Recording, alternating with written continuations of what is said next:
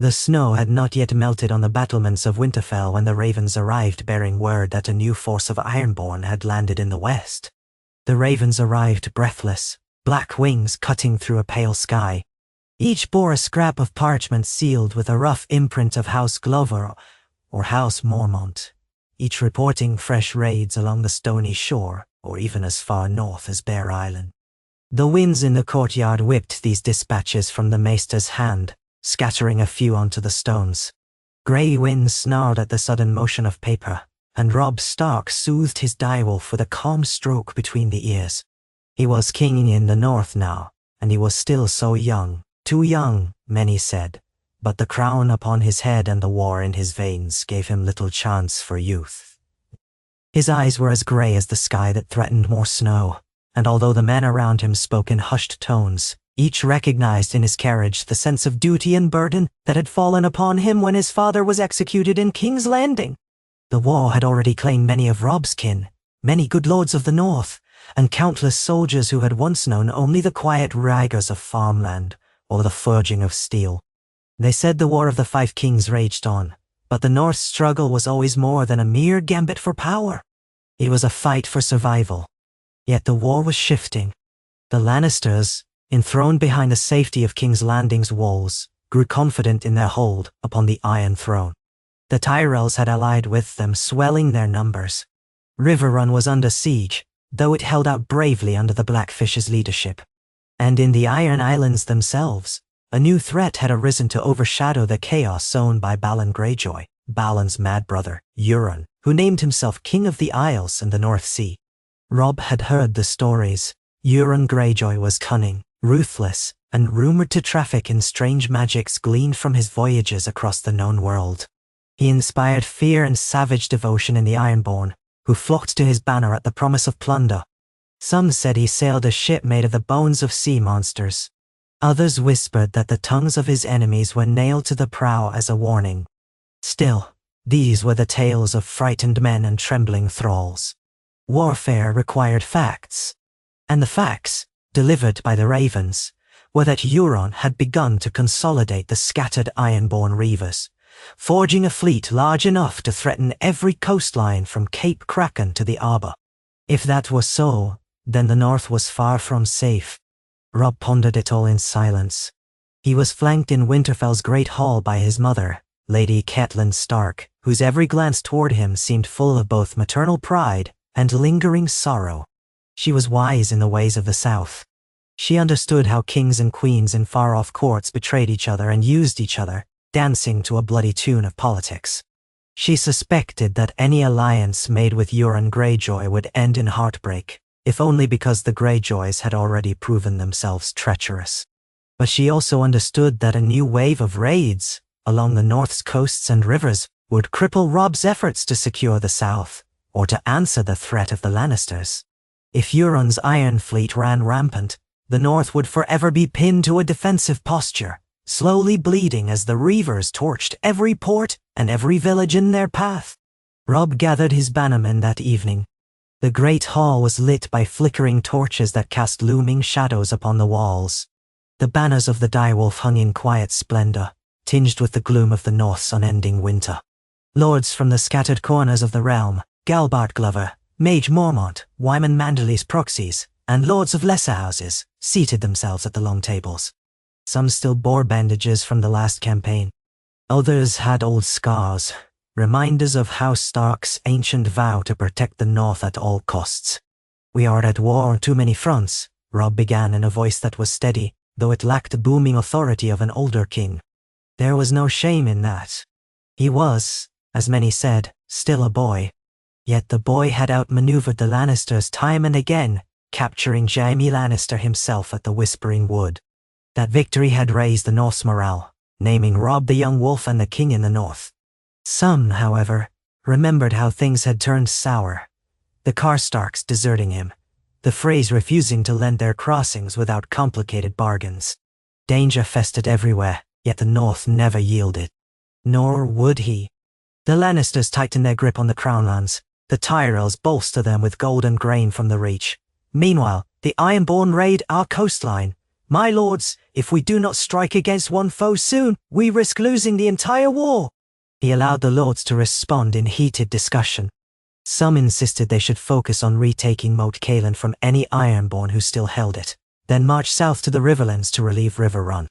Others argued that the northern armies were too depleted, that they must treat with Euron if possible, or at least stave off his raids long enough for the realm to rally. Lady Maid Mormont, fierce and blunt, declared that any alliance with the Greyjoys was doomed, and that the North would be better served by burning every longship that dared approach their shores. By night's end, the hall was filled with anxious voices. Robb stood, ignoring the weariness he felt in his bones. "We cannot let the Ironborn roam free upon the seas. If we do, they will encircle us, cut our supply lines, harass our coasts. Yet a direct assault on the Iron Islands would see our army scattered. We lack the ships for a naval campaign." He glanced at his mother, who nodded subtly, urging him to speak the plan he had revealed to her in confidence hours earlier. But Euron Greyjoy is not beloved by all of his people. The Ironborn are fractious, proud, and prone to squabbling among themselves. Word has come from certain captains that Euron's hold is not yet absolute. Some resent him for usurping Balon's line. Some fear his madness. If we could exploit that, if we could find allies among the Ironborn themselves, then perhaps we could seize their ships, turn them against the Lannisters, and break the lines of supply that feed King's Landing. The lords fell silent, exchanging wary glances.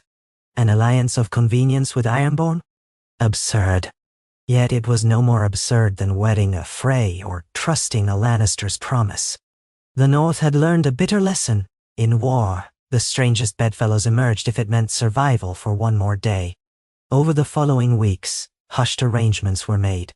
Robb sent envoys under secret letter to certain Ironborn captains, rumored to despise Euron.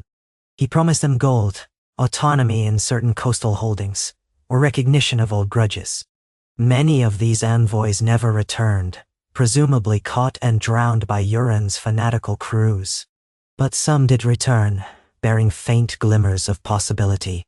A few Ironborn lords, overshadowed by Euron's ferocious persona, had begun to question whether their new king was truly favored by the drowned god or simply insane.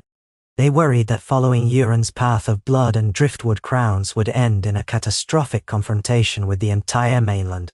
So some were willing to listen. It was a fragile alliance. Trust was measured by the softness of the ocean breeze. Yet it was something. As the northern host prepared for its journey to the sea, ravens continued to arrive from the Riverlands.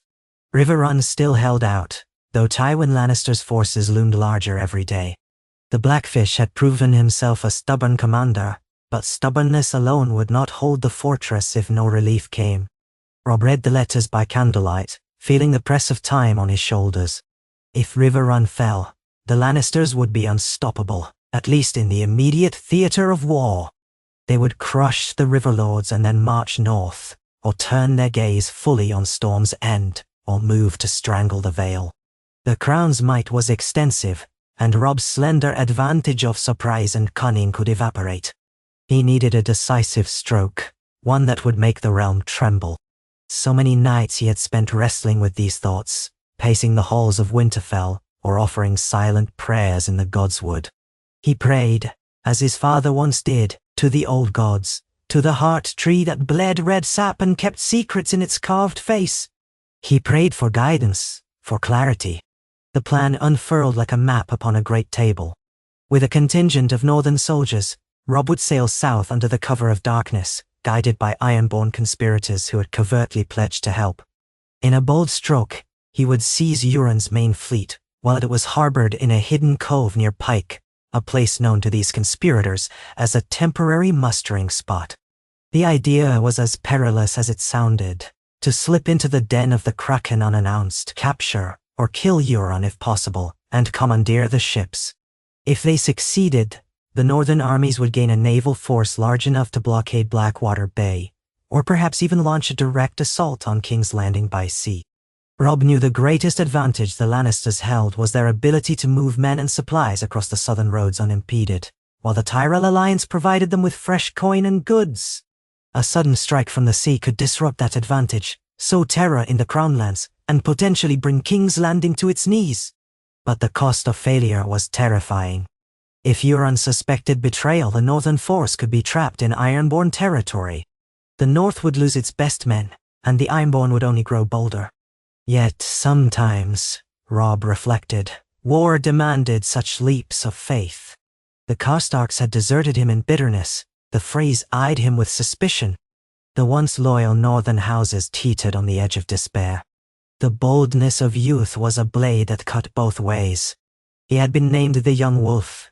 Perhaps it was time to bare his teeth. When the wind turned warmer, a small host of picked men departed from the north, traveling along treacherous coastal paths toward White Harbor, where Wyman Manderly, still a loyal bannerman, had readied a modest fleet of merchant vessels and fishing boats. They traveled in secrecy, forging a story that these men were escorting supplies to the Vale or shipping out goods for barter. Robb brought Grey Wind, Lady Catelyn, and a few of his most trusted knights and lords, the great John Umber, Rickard Karstark's more loyal cousin Harrion, and others whose swords had proven unserving. He left behind a garrison at Winterfell, still mindful of the scars from Theon's capture of the castle. Despite Theon's betrayal, Robb could not help but remember the boy he had called brother. But that was a different life. The war changed them all. From White Harbor's piers, they set sail into a grey sea beneath lowering skies. The motion of the water unsettled many men of the north, who were accustomed to land warfare and great, wind-swept plains. Robb himself felt a pang of uncertainty as the horizon swayed. He was no seafarer. His father had never loved ships either, preferring the surety of horseback. But on this day, they had no choice but to trust the Ironborn guides who had met them secretly by night. The plan was orchestrated so that Euron's watchers believed these were mere trading ships, for Manderly's banners flew nowhere, and the holds were packed with salted fish and casks of cheap ale. The Iron Islands loomed on the horizon by dusk of the seventh day, grim shapes of stone that thrust out of the sea. The seas raged between them, swirling in a tumult of white foam and black waves that battered the hull. The Ironborn conspirators pointed out the rocky crags where watchtowers were placed, though they claimed that Euron had not had time to fully man them. The dark sky gave way to an even darker night. Clouds obscured the moon. It was an omen, some said, or a sign from the drowned god. Robb silently thanked the old gods that they had some measure of concealment. Under the hush of the storm, the northern-led flotilla slipped through treacherous straits. The Ironborn conspirators signaled to watchers on the shore, men who had been bribed or threatened into complicity. Lanterns flickered in the distance, once, twice, thrice. That was the code. Robb could sense the fear in his men. He knew that if those lantern signals were false, they were sailing into a trap. His mother stood at his side on the deck, soaked by the spray, her face as stern as any northern lord. Grey Wind paced restlessly, hackles raised at the crash of the surf, but Robb held him in check. They reached the cove at midnight, with only a sliver of moon to guide them. Through the gloom, they could make out the outlines of Euron's infamous fleet. Tall-masted longships, reaver galleys, and captured vessels from distant shores. Masts and sails loomed like a forest of black spears. A terrifying calm prevailed, punctuated by the thud of waves against hulls. If Euron's men were awake, they gave no sign. The conspirators whispered that Euron was likely at Pike, claiming the Seastone chair, or performing some unholy rite in the drowned caves. Many of his loyal captains were away on raids, or had not yet assembled. Hence, the cove was only lightly guarded, so they hoped. When the first boat of northern warriors reached the pebbled shore, Robb disembarked with water lapping at his boots. He unsheathed his sword. The wind hissed in the jagged rocks. Behind him, dozens of cloaked figures followed, crouching low to avoid silhouettes. Their hearts hammered in time with the relentless sea. The plan was to take the guard posts swiftly and silently, then rush the ships while the Ironborn slept or caroused.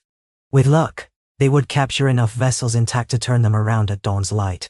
It began in blood, as such things do. A trio of Ironborn sentries sat around a driftwood fire, passing a jug of something vile and fermented. They were taken unawares by northern steel. A muffled shout, a spray of red across the stones, and it was done. The watchers near the cove's mouth fared no better, shot through with crossbow bolts from the darkness. Robb led the charge with Grey Wind loping at his side, the direwolf's eyes reflecting the faint torchlight. The conspirators guided them to where the anchor lines were secured. They severed them, took command of the gangplanks and poured into the ships. Some Ironborn awoke, bellowing war cries. Axes rang against shields. In the swirling chaos of a moonless night, friend and foe collided. But the North had the advantage of surprise and numbers, as the main body of Euron's best warriors lay scattered across the seas on raids, or still within the fortress of Pike. Robb found himself standing upon the deck of a massive longship festooned with monstrous figures carved along the prow. Its anchor lines had been cut, causing it to lurch in the current. Grey Wind bounded across the deck, leaping at any Ironborn who dared raise a blade. Robb's sword flickered in the gloom. It felt surreal, a battle waged in flickering torchlight upon the ocean's threshold. Shouts in the harsh dialect of the Ironborn rose, met by northern cries of, "The King in the North!" The clash of steel on steel cut through the storm-laden air. In the din, Robb glimpsed a figure lunging at him, an Ironborn warrior with a braided beard and a salt-rusted axe. He parried, feeling the shock of the blow in his arms, then twisted to strike a lethal riposte, sending the man toppling over the rail into the black waters below. Grey Wind snarled as he tore through another. There would be no quarter given. The Ironborn rarely offered such courtesy themselves. By the time the faint streaks of dawn lightened the horizon, the cove was thick with the stench of blood and brine. Bodies lay draped over rails, floating in the shallows, or sprawled across the sand. But the North had prevailed in the night. The cost was not light. They had lost good men in the fray, and some of the conspirators had turned coat mid-battle, forcing the Northerners to fight pockets of unexpected resistance. Yet the victory was undeniable. They had taken nearly 24 ships, some damaged, some intact. More were anchored farther out, but those had slipped away in the confusion. Most importantly, Euron Greyjoy himself was not among the dead or captured. He was rumored to be at Pike, or perhaps already at sea. Still, Robb had secured a fleet, something no king in the North had possessed in centuries. He stood on the deck of the largest prize, a vessel grotesquely named the Night Terror. The hull was black and scrawled with old Ironborn runes. Dawn's pale rays revealed the extent of the carnage. Men labored to throw corpses overboard or lash prisoners to the mast. The northern banner was hoisted high over the deck, a grey direwolf on a field of white, although the sails remained as dark as the ship's name. Robb's mother joined him, her hair in disarray from the night's chaos. She studied the scene with a drawn expression, her eyes reflecting both relief and sorrow. "We have won a great victory," she said softly, "but we must hold it. Euron will not let this insult stand." Robb nodded. His throat felt raw, whether from salt air or the shouting of orders. He gave thanks that their mission had not ended in disaster. "We sail before Euron can rally," he said. "Our next blow must be swift. If we linger, we'll be caught here with no safe harbor." Thus began the second phase of the plan, to transform the captured ships into a northern fleet. They lacked enough veteran sailors among their ranks, but many of the Ironborn prisoners, under threat of death, were pressed into service as navigators and rowers, watched closely by northern soldiers. Some would surely attempt sabotage, but desperation often made men pliable. A handful of conspirators who had proven their loyalty remained in key positions, all while Robb and his commanders stood ready to punish the slightest sign of treachery. From the cove, the newly captured flotilla steered south, avoiding the usual routes patrolled by Euron's loyalists. Scouts reported that once the Ironborn lords learned of the attack, confusion erupted. Euron had not consolidated his power as completely as he claimed. Some captains sailed off to avenge their pride, others hid in fear of Euron's wrath. It was exactly the chaos Robb hoped for. If the Ironborn wasted time fighting amongst themselves, it would buy the North precious days. Yet controlling a stolen fleet in the stormy waters of the Sunset Sea was no simple matter. More than once, a rower would slip a knife between a northern guard's ribs, or sabotage the rigging. Each time, swift justice was meted out, but more northern blood stained the decks. Robb learned the frustrations of command at sea. He was forced to rely on men who had once been mortal enemies to guide these ships through shoals and hidden reefs. No man can tame the sea entirely, he discovered, and no man can rule the Ironborn but through fear or gold. When at last they rounded the southern capes, forging past the shields near the mouth of the Manda, the plan began to crystallize. They would slip into the Blackwater Bay and lay siege to King's Landing from the sea, thus severing the main route by which the Lannisters received shipments from across the narrow sea, or from the southern coasts. Meanwhile, smaller bands of Northmen and Riverlanders would coordinate from land, harrying the roads that led to the capital. The hope was to catch the Lannisters off guard. Tywin was still heavily engaged in the Riverlands, or so rumor claimed.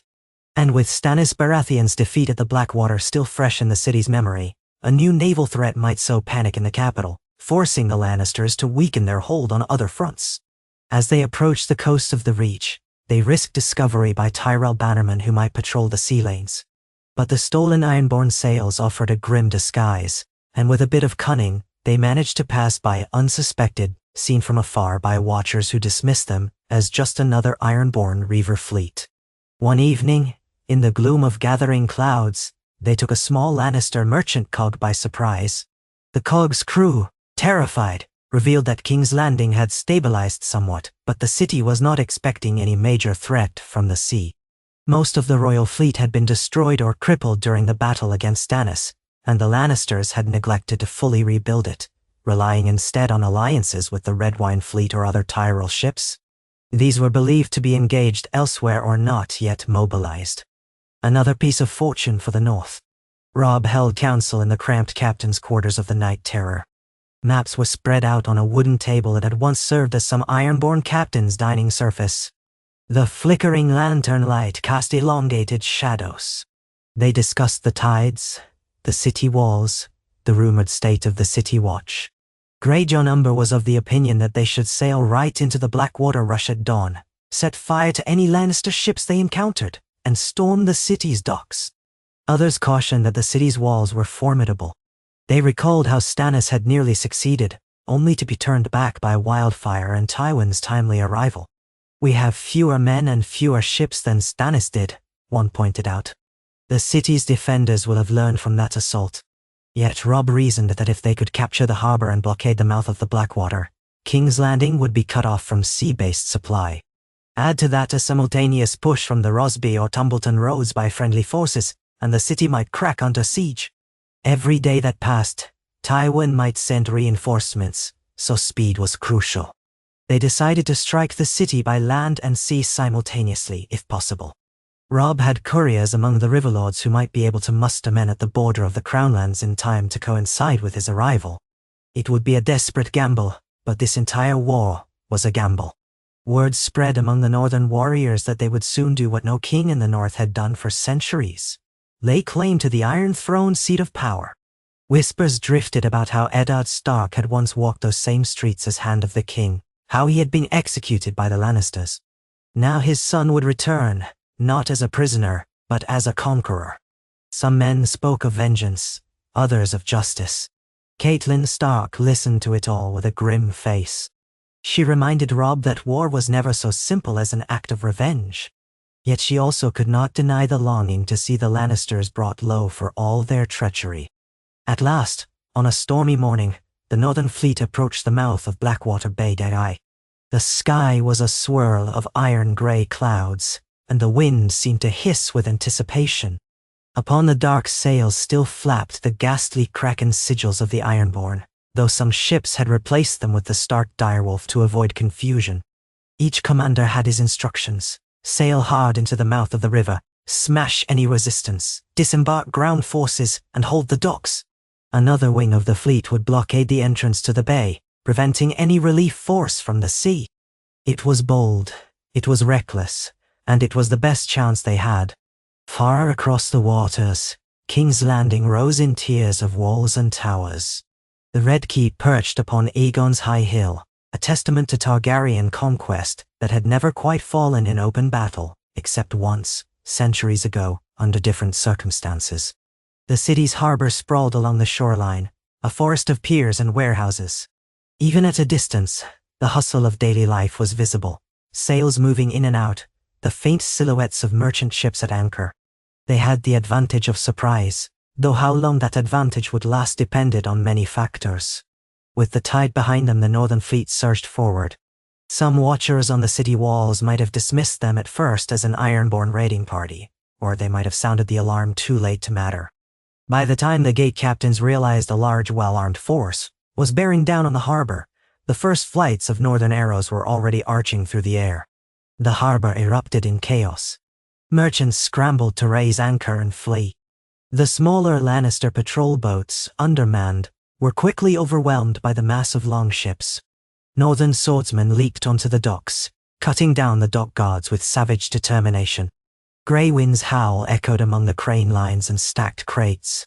Within moments, fires sprang up as flammable cargoes were ignited by stray lanterns or torches hurled by the attackers.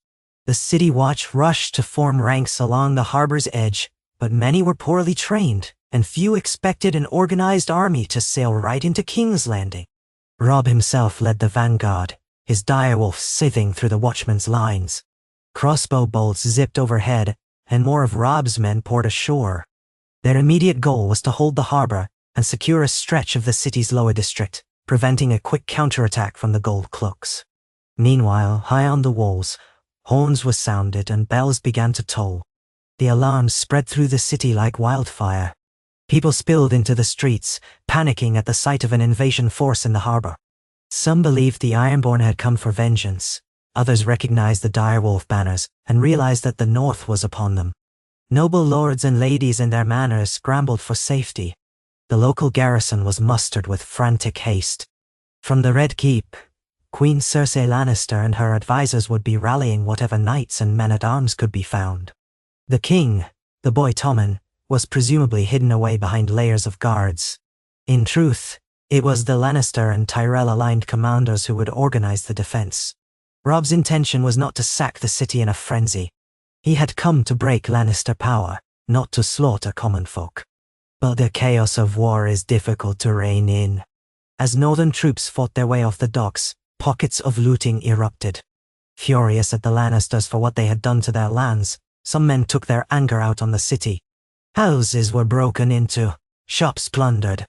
Robb tried to keep discipline, but the fervor of battle is rarely gentle. Grey Wind's presence helped quell some of the disorder, as men remembered they were under the watchful eye of their king. But the city's labyrinthine streets soon swallowed small bands of marauders and confused soldiers alike. By midday, the harbor district was in northern hands, though the fight for the city was far from over. Barricades had been thrown up in the twisting streets that led upward to the Red Keep. A strong force of gold cloaks and Lannister household guards held a line near the Gate of the Gods, determined to prevent the invaders from spilling into the more prosperous districts. Robb understood that to truly take King's Landing, he needed to breach those higher walls or force the surrender of the Red Keep. But time was not his ally. He could almost feel Tywin Lannister's presence looming in the distance, ready to march on the city once word of the assault reached him. If Tywin arrived while the Starks were still locked in street fighting, the result could be a trap that would crush them. He ordered his lords to fortify the harbor and dig in at key choke points, anticipating a fierce counterattack. If the plan to coordinate with riverlords by land was successful, those loyalist forces would approach the city's gates within days, putting pressure on the defenders. Then, perhaps, the city might face famine or be forced to capitulate. Yet it was a risky strategy. For centuries, King's Landing had weathered rebellions and wars by virtue of its massive population and high walls. Even if the Northern Fleet dominated Blackwater Bay, the city might hold out for a long siege. All through the night, the city glowed with the flames of sporadic skirmishes and burning warehouses. The cries of the wounded echoed in the streets. Robb found himself pacing a captured corner of a dockside inn, which his commanders had repurposed as a makeshift command post. Maps and dispatches lay spread out upon a table. He still wore his armor, dented and darkened by soot. Grey Wind lay at his feet, occasionally raising his head and sniffing the air for threats. Outside, the moans of injured men carried on the wind. Lady Catelyn came to him, her expression lined with concern. "You must rest," she admonished gently, but he only shook his head. "My rest will come when the Lannisters are beaten," he answered. Then, in a quieter tone, he added, "We've lost fewer men than I feared, but the battle is far from won. The Red Keep stands. They have more soldiers, more knights within those walls." "Perhaps we can negotiate," she offered, though she sounded doubtful. "Use Tommen as a bargaining chip, or else demand the city surrender in exchange for leniency." "The Lannisters do not bend so easily," Robb murmured. Still, he knew his mother was right to consider it. A siege could drag on for months, and Tywin's armies would arrive long before the city starved. They needed either a quick victory or a threat so dire that the Lannisters would sue for peace. That night, ravens were sent to the Red Keep, carrying Robb Stark's terms: the unconditional surrender of King's Landing, the release of all Northern and Riverland hostages, recognition of Northern independence, and a formal renunciation of any Lannister claim on the North. In exchange, Robb offered that the city would be spared a brutal sacking, and the crown could remain nominally in Tommen's hands if the boy king bent the knee to the new king in the North. Few among Robb's council believed the Lannisters would accept such humiliating terms. The realm had never seen a sitting king bow to a northern overlord, not since the days before Aegon's conquest. By the next dawn, the City Watch and the Lannister loyalists launched their first major counterattack.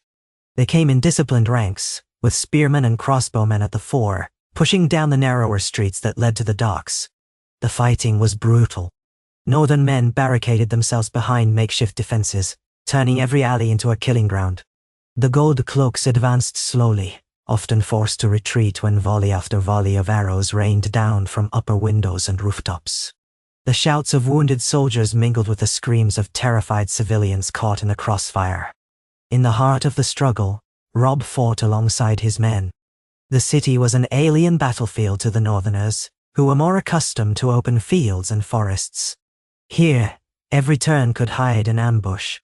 More than once, units became cut off and forced to fight to the last man. Smoke from burning buildings choked the air. But the Northern line held, anchored by the knowledge that if they lost the docks, they would be trapped in the city with no retreat. Over the course of the day, the Loyalists took heavy losses and withdrew. The once proud Red Keep loomed on the horizon, its walls seemingly unassailable from this angle. Rumors circulated that Cersei Lannister was in a rage, that she threatened to burn the entire city with wildfire rather than see it fall to the Starks. Others said the Tyrells were marching from the Reach. Yet others insisted Tywin himself was already en route with a massive host. Fear and uncertainty gnawed at both sides. War is not only fought with swords but with the minds and hearts of those who witness it. Robb sent out more scouts.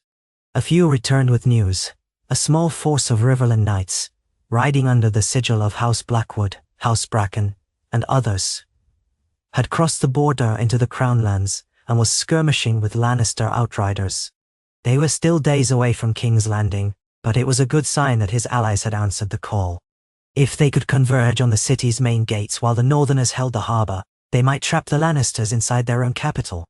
That night, Robb walked the harbour's edge, gazing upon the reflection of fires in the inky water. The captured Ironborn ships bobbed at anchor, many battered from the approach but still afloat. His men patrolled the piers with torches. He wondered about the men he had lost, about the cost that victory would demand. He thought of his father, who had once been imprisoned within these walls. He thought of Sansa, still a hostage of the Lannisters, or so he believed. He thought of Arya, whereabouts unknown. He thought of Jon, bound by vows at the wall. So many of his family scattered, so many lives turned upside down by the ambitions of a few southern lords. Did he truly desire to conquer King's Landing, or did he simply want to end the war and go home to the north? Honor and vengeance twined in his heart. He could almost hear his father's voice cautioning him about the perils of pride. On the third day, another attempt at negotiations was made. A small party under a flag of truce approached from the city gates. It included Sir Adam Marbrand, a loyal knight of Tywin's, and several gold cloaks, who looked tense and fearful. They met Robb and Catelyn at a neutral ground near the charred remains of a warehouse. The stench of smoke hung thick. Sir Adam carried a sealed letter bearing the Lannister sigil, a response from the Queen Regent, Cersei did thaw. The terms were as expected. The Northerners must withdraw from the city immediately, lay down arms, and swear fealty to King Tommen. In exchange, a promise was offered that the North would be pardoned. Robb read it with a wry curl of his lip. The arrogance of the Lannisters was legendary. He handed the letter to his mother, who skimmed it with an equally grim expression. "We cannot accept these terms," Robb told Sir Adam, keeping his voice steady. Sir Adam inclined his head. "Her Grace believes she has the upper hand." Robb's eyes swept over the lines of gold cloaks, well aware that hidden archers might be training their sights on him. "She may be misinformed," he replied. "We hold the harbor. We have ships to bring in supplies and men. We will not starve as Stannis did." Sir Adam's face was unreadable, but a flicker of respect flashed in his eyes. "Yet the Red Keep is well defended, and the walls are thick. If you press this fight, the city will suffer. Thousands of innocent lives will be lost." "Then let them open the gates to us," Lady Catelyn said quietly, "and no further blood need be spilled. We want justice, not wanton slaughter." The Lannister knight was too politic to scoff openly, but his silence spoke volumes. "I will convey your words," he said at last. Then he turned and departed. The lines parted, allowing him to retreat behind the city's makeshift defenses. The truce party vanished into the chaos beyond. That evening, a new horror spread through the harbor district, word of wildfire caches. Some among the city watch, desperate to repel the invaders, tried to ignite stores of wildfire hidden near the docks. A greenish flame erupted in a small section of the city's wharves, sending a towering plume of unnatural fire into the night sky. Buildings collapsed in an inferno that crackled with sorcery, devouring everything in its path. Dozens of northern men died screaming in the blaze. Others fled, their skin alight with green flames that could not be easily extinguished. Robb personally led a bucket brigade to douse the spreading fire with harbor water, desperate to keep it from consuming all they had taken. In the aftermath, the city's lower district lay half in ruins, corpses charred beyond recognition. Angry, blood-spattered northerners turned vengeful. They rampaged through the nearest city watch checkpoint, slaying every gold cloak they found. Robb did what he could to restore order, but the fury was great. Grey winds snarls, and the presence of loyal bannermen eventually quelled the worst of the rampage, but the bitterness remained. It was clear that Cersei and her court would stop at nothing to defend their rule. The threat of more wildfire lingered, like a monstrous spectre waiting to consume them all in green flame. Now the impetus for a swift conclusion grew stronger. Robb worried that if they tarried, the Queen might burn the entire city rather than yield. So on the morning of the 5th day of the siege, the northern forces began a coordinated push up toward the Red Keep, aiming to punch through the city watch lines and reach the outer walls of the castle itself. They found the going brutally difficult. The defenders had barricaded streets, collapsed buildings to make choke points, and used every advantage of elevation. Arrows rained down from rooftops, boiling oil poured from windows, and scorpions had been mounted in strategic positions. More caches of wildfire threatened to turn every corner into a death trap. Yet the northern men were resolute. The Greatjon led a fearsome charge through one barricade, roaring as he swung his massive sword in wide arcs, scattering gold cloaks like leaves. Lady Mormont's daughters, fierce as their mother, fought side by side with Northmen, their black bear sigils spattered with grime. They gained ground inch by inch, forcing the defenders to retreat, block by block. The city's populace cowered in locked homes or fled in droves to parts unknown, terrified by the swirl of combat. Any illusions of a quick victory melted away in the harsh reality of urban warfare. Amid the fray, Robb pressed on, urging his men to maintain formation. Grey wind was a constant presence, darting in and out, sowing terror among the Lannister ranks. The direwolf's fur was matted with blood. Yet each yard they advanced came at a heavy toll. Men fell, impaled by spears or shrieking in the flames. The city seemed determined to devour them. By midday, the northern column had reached the broad thoroughfare leading to the Red Keep's main gate, known as the King's Gate. There the defenders mounted a desperate stand. A line of knights in crimson cloaks, loyal to House Lannister, formed a shield wall. Crossbowmen lined the upper battlements. Wildfire jars stood ready to be launched at the invaders. Robb gathered what remained of his forward force. Exhaustion etched the faces of his soldiers, but a determination shone through as well. This was what they had bled for, from the moment they seized Euron's fleet. Robb glanced at the men around him. They were battered, many wounded, but still they raised their weapons. He raised his sword high. "For the north!" he shouted, and a chorus of voices echoed him, strong and ragged. With that cry, they charged. The defenders hurled jars of wildfire, green flames exploding among the ranks. Screams ensued, men lost in gouts of emerald fire. But momentum carried the north forward. Steel clashed against steel, and grey wind sprang upon the nearest knight, tearing him from horseback. Step by step the north fought its way closer to the gates. Suddenly, the thunder of hooves sounded from within the Red Keep. A gatehouse portcullis opened, and a mounted contingent burst forth, led by none other than the King's Guard. Their white cloaks were stained with dust and blood, but they rode with fierce purpose, aiming to break the northern wedge. At the forefront was Sir Meryn Trant, his visor down, a lion-crested helm marking his alliance to the Lannisters. Lances lowered, they crashed into the northern flank, scattering men and horses alike. For a moment it appeared that the charge would succeed in driving back the assault. But the Great John bellowed a war cry and rallied the Northmen, hacking at the King's Guard with reckless abandon.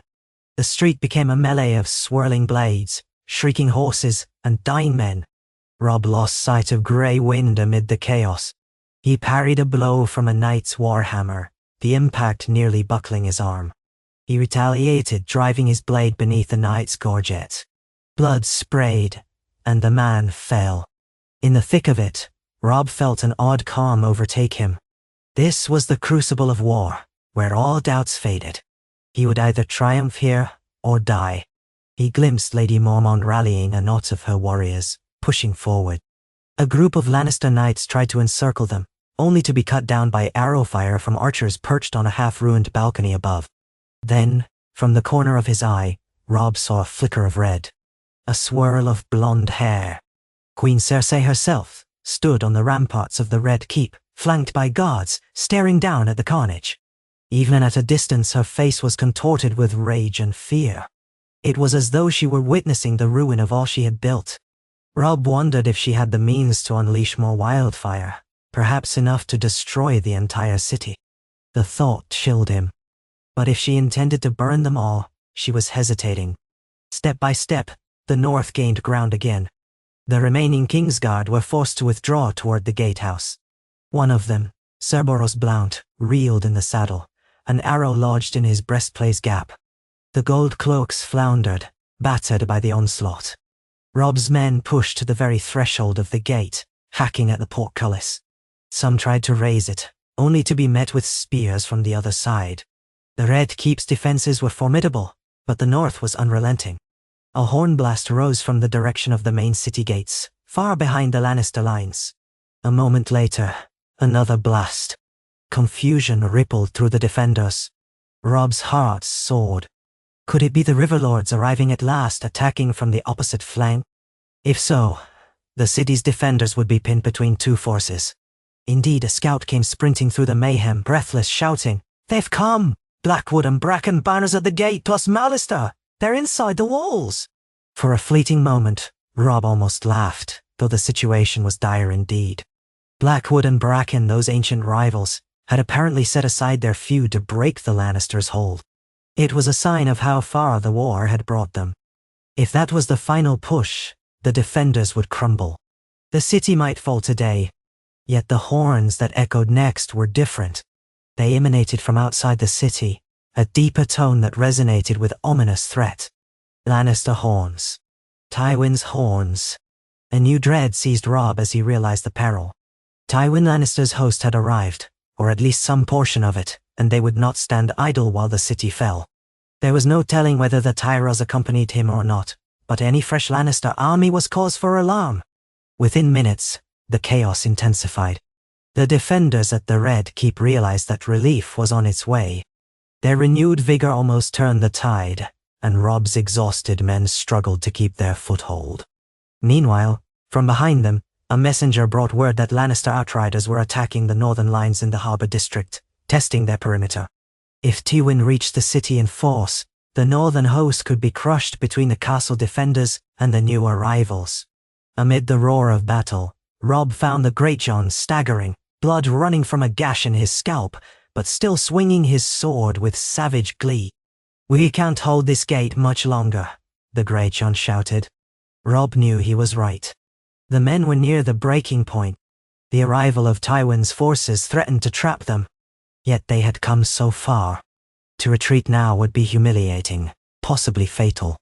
But to remain might be worse. They needed another gambit. Something to tip the balance. He clenched his teeth.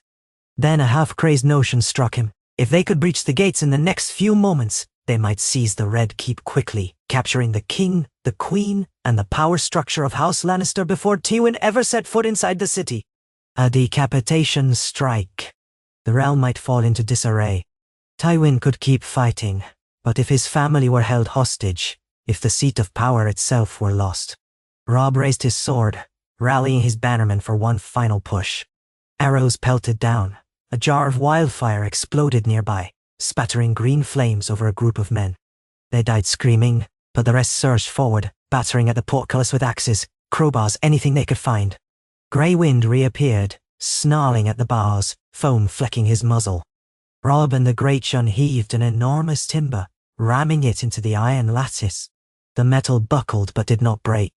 Inside, the defenders jabbed pikes through the gaps, wounding some. The clang of steel was deafening. The stench of blood and sweat and wildfire burned Robb's nostrils. He felt his arms trembling from exhaustion, but he grit his teeth and swung the makeshift battering ram again. Men poured their last reserves of strength into the assault. Suddenly, part of the mechanism gave way. The portcullis jerked upward a scant few inches. A desperate scrabble ensued. Northern men grabbed the iron bars and shoved, ignoring pikes that thrust from within. One man managed to slip beneath the gap, only to be impaled by a Lannister spear. Another slid in after him, screaming defiance, hacking at the defenders. More men wedged the gate open a fraction more, just enough for a handful of the North's fiercest warriors to squeeze through. Robb could see them inside, locked in a fierce melee. If they could take control of the winding mechanism, they might raise the gate fully. He did not hesitate. He slid beneath the half-raised portcullis, the Greatjon at his side, and entered the gatehouse. The clash of swords echoed in the cramped space. Blood slicked the stone floor. Lannister guards attacked from multiple angles. Robb deflected a spear thrust, reversed his blade and took the guard's head in a single stroke. Another lunged at the Greatjon, who bashed him aside with his shield. Grey Wind leapt onto a crossbowman, ripping his throat out in a spray of red. They found the mechanism, a massive wheel that controlled the portcullis chains. Lannister soldiers guarded it, but the North overcame them in a savage exchange of blows. Two of Robb's men started cranking the wheel. Slowly, inexorably, the gate rose. Northern troops poured in from outside, tipping the balance. A ring of steel formed around Robb, shielding him as he directed the final moments of the fight. When the last Lannister fell, panting Northmen turned the wheel until the portcullis clanged at its apex. The path to the Red Keep's outer yard lay open. Robb stumbled forward, blood trickling from a shallow wound in his thigh. He felt a tremor in his limbs that was not fear, but the aftermath of adrenaline. The yard beyond was wide and lined with archers, but the shock of the gate's breach seemed to have stunned them. Northern archers answered, and the two lines exchanged deadly fire. Robb signaled his men to press forward. If they could break the last line of defense, they would be inside the keep, facing only the castle garrison. Beyond, he caught a glimpse of bright sunlight reflecting off polished marble, the imposing doors of the Red Keep's inner walls. He could almost imagine Cersei within, preparing her final desperate measure. He prayed she would not ignite some hidden store of wildfire that would annihilate them all. Either she lacked the means, or she still harbored hope that Tywin's arrival could save her. Urged on by their king's presence, the Northerners charged. The last line of Lannister bowmen fired a volley, felling a score of men, but they were swept aside by the Greatjon's unstoppable impetus. Swords rang, men cried out, arrows whistled past. Grey Wind darted among them like a demon wolf, sowing panic. Robb advanced, determined, ready to see this through. He could sense victory within reach. And that was when the distant horns sounded again. Tywin's horns, louder, closer, echoing through the city streets. Robb knew time was almost up. They had only moments. With a final rallying shout, the Northmen battered down the Red Keep's doors. Splinters flew. The defenders within braced for one last stand. Robb and his bannermen erupted into the entrance hall, swords leading, shouting war cries that rattled the vaulted ceiling. What they found inside was a swirl of dying gold cloaks and panicked courtiers.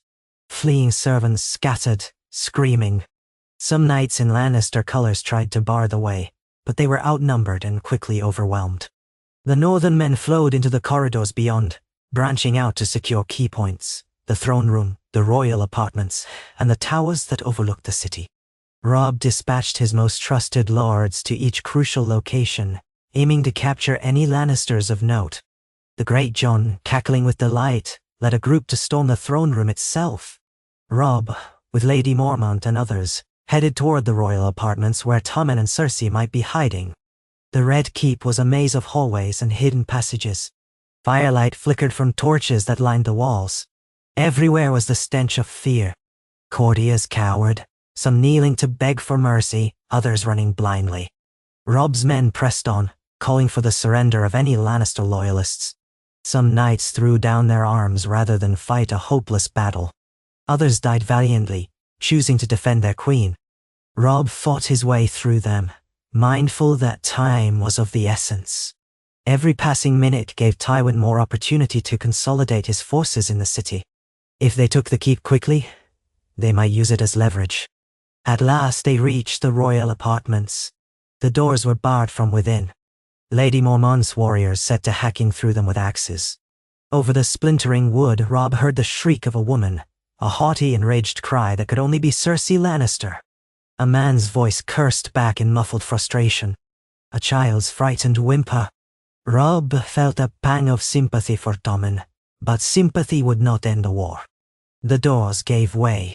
Robb and his men poured in. Within the opulent chambers, the queen stood in a swirl of gold and crimson skirts, a dagger clutched in her trembling hand. Beside her stood a pair of Kingsguard in bloodied white cloaks, clearly battered from the day's fighting. They interposed themselves, but the northern men leveled spears, outnumbering them. One Kingsguard, who might have been Sir Meryn, was wounded in the leg, blood pooling beneath him. The other tried to raise his sword, but Lady Mormont put an arrow in his shoulder, and he collapsed. Cersei glared at Robb with a hatred as fierce as wildfire. Her hair was disheveled, her face streaked with tears and soot. Behind her, Tommen cowered, wide-eyed, clutching a small, trembling cat. Robb stepped forward. He could feel the press of his men behind him, each breath labored from the fight. Grey wind padded in, teeth bared, the fur of his muzzle dark with gore. The queen recoiled at the sight. "It's over, your grace," Robb said, his voice rough. "Surrender your son, surrender the crown, and we can end this." "You dare call me your grace," she spat, her words dripping venom. "You insolent pup. You've doomed yourself. My lord father is here. Euron. Your father can't save you from inside these walls," Robb replied evenly.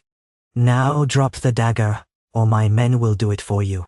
For a moment it seemed she might charge him in a final fit of madness. He saw her knuckles whiten on the hilt of the blade. Then her gaze flicked to Tommen, who stood pale and trembling.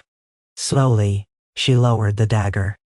"I will have your head for this," she said in a trembling whisper. "I will make you suffer as none have suffered." Robb signaled, and his men stepped forward. They removed the dagger from her grasp. Another soldier gingerly pulled Tommen away, though the boy resisted, tears streaming down his cheeks. The look on his face was pure terror. Cersei let out a sob of helpless fury. Outside, the horns of Tywin's host sounded again, even closer. But within the Red Keep, the seat of Lannister power was wrested away.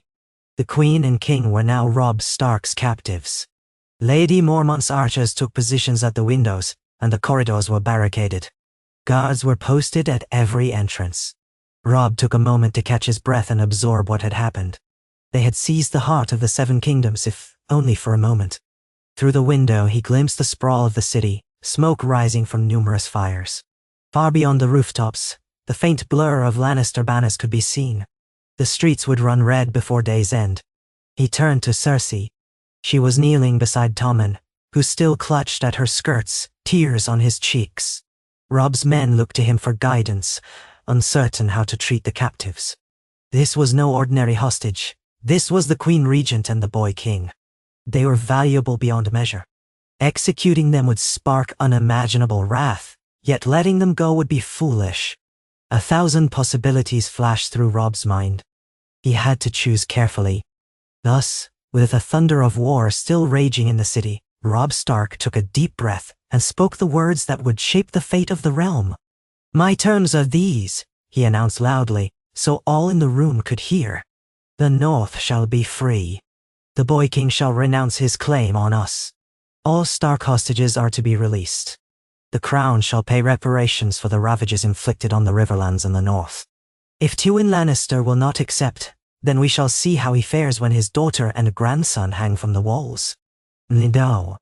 Cersei's face twisted in a mask of disbelief and horror, but she said nothing. The men around Robb exchanged glances, some grim, some exultant. The young wolf had seized the lion's den.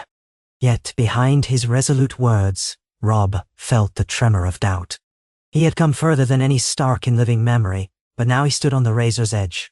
If Tywin stormed the Red Keep, if Euron Greyjoy arrived with a vengeful fleet, if the Tyrells marched north, if the city rose up in riots against northern occupation, so many ways this could end in ruin.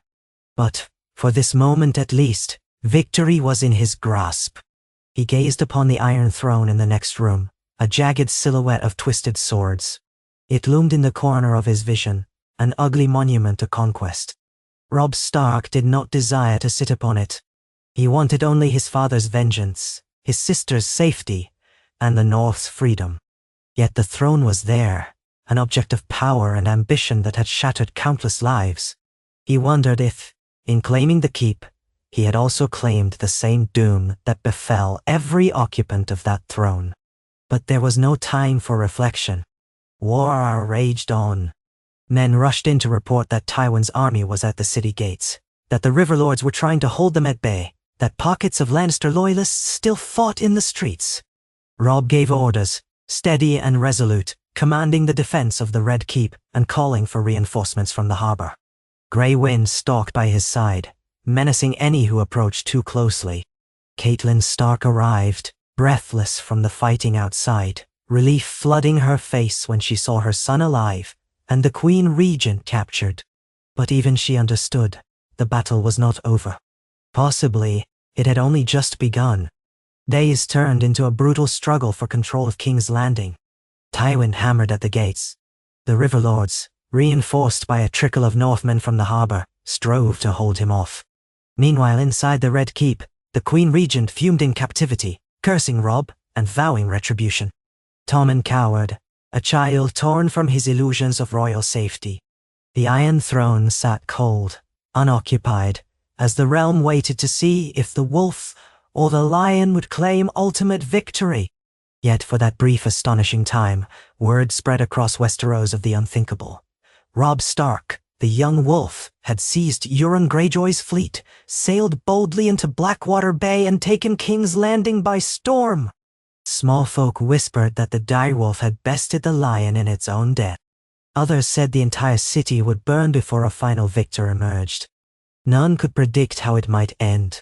But in the hearts of the Northmen who had fought their way to the Red Keep, hope blazed like a fire on a cold winter's night. They had shown the world that the North was not to be trifled with. And though the price had been high, and the future fraught with unknown perils, they had made their mark upon the pages of history in blood and steel. For Robb Stark, the fleeting taste of triumph mingled with dread. Victory in war often sows the seeds of the next catastrophe. He thought of his father, once a prisoner in these halls, and wondered if the spirit of Ned Stark watched him now, proud yet somber, reminding him that honor must guide his every step. The new king in the North stood on the threshold of a new age, An age that might see the realm forever changed by the improbable sight of a wolf banner flying over the Iron Throne. And whether that age would be shaped by justice or vengeance, only the gods could say. Robb Stark stood in the Queen's opulent chambers, catching his breath in the smoky air as his men sealed the doors behind them. Outside, horns still blared in the distance, signaling the tumult of battle that raged through the streets of King's Landing. Within, the hush that followed the brief fight was thick with tension. Cersei Lannister's voice was still raw from her shrieking protests as northern soldiers wrenched her dagger away and corralled the sobbing boy king, Tommen, into a guarded corner. Grey Wind stood at Robb's side, a monstrous shadow with blood-caked fur and bared teeth, his yellow eyes fixed on every motion the Queen made. The Queen Regent sank onto a velvet-cushioned chair, trembling hands clinging to Tommen's shoulders. The dagger was gone, but her fury was not. She looked at Robb with an unmasked hatred that burned as brightly as the wildfire that had consumed much of the city's waterfront. "Kingslayer," she spat, though he wore no golden cloak nor had he ever served Aerys Targaryen. It was an epithet thrown in a rage, meaningless but for the vehemence behind it. "You usurp what belongs to my son, you presume to occupy these halls." The rawness of her voice betrayed her panic. She drew Tommen closer, as though Robb might cut the boy down at any moment. Robb ignored the insult. He'd spent too many sleepless nights on the deck of the seized Ironborn fleet, and in the bloody streets of King's Landing to rise to her bait now. Carefully, he tore off his helm, letting the stifling heat wash over his sweat-matted hair.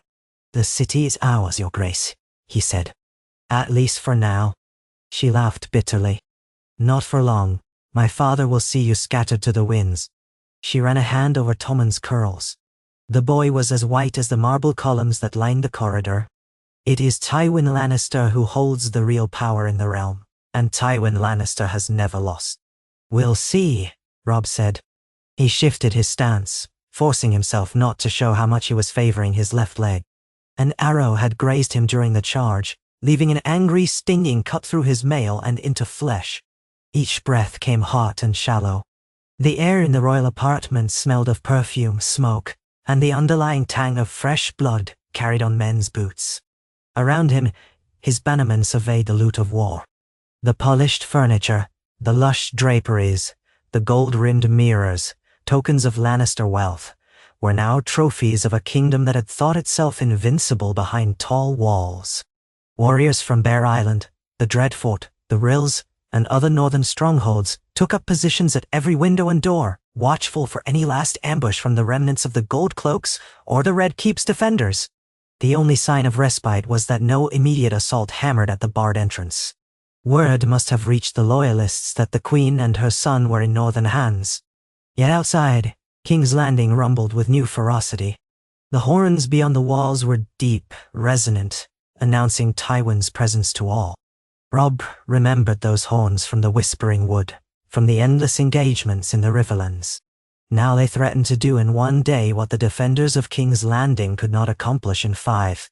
If Tywin managed to break through the city's main gates in force, he would have the numbers to encircle the Red Keep and hammer it until it fell.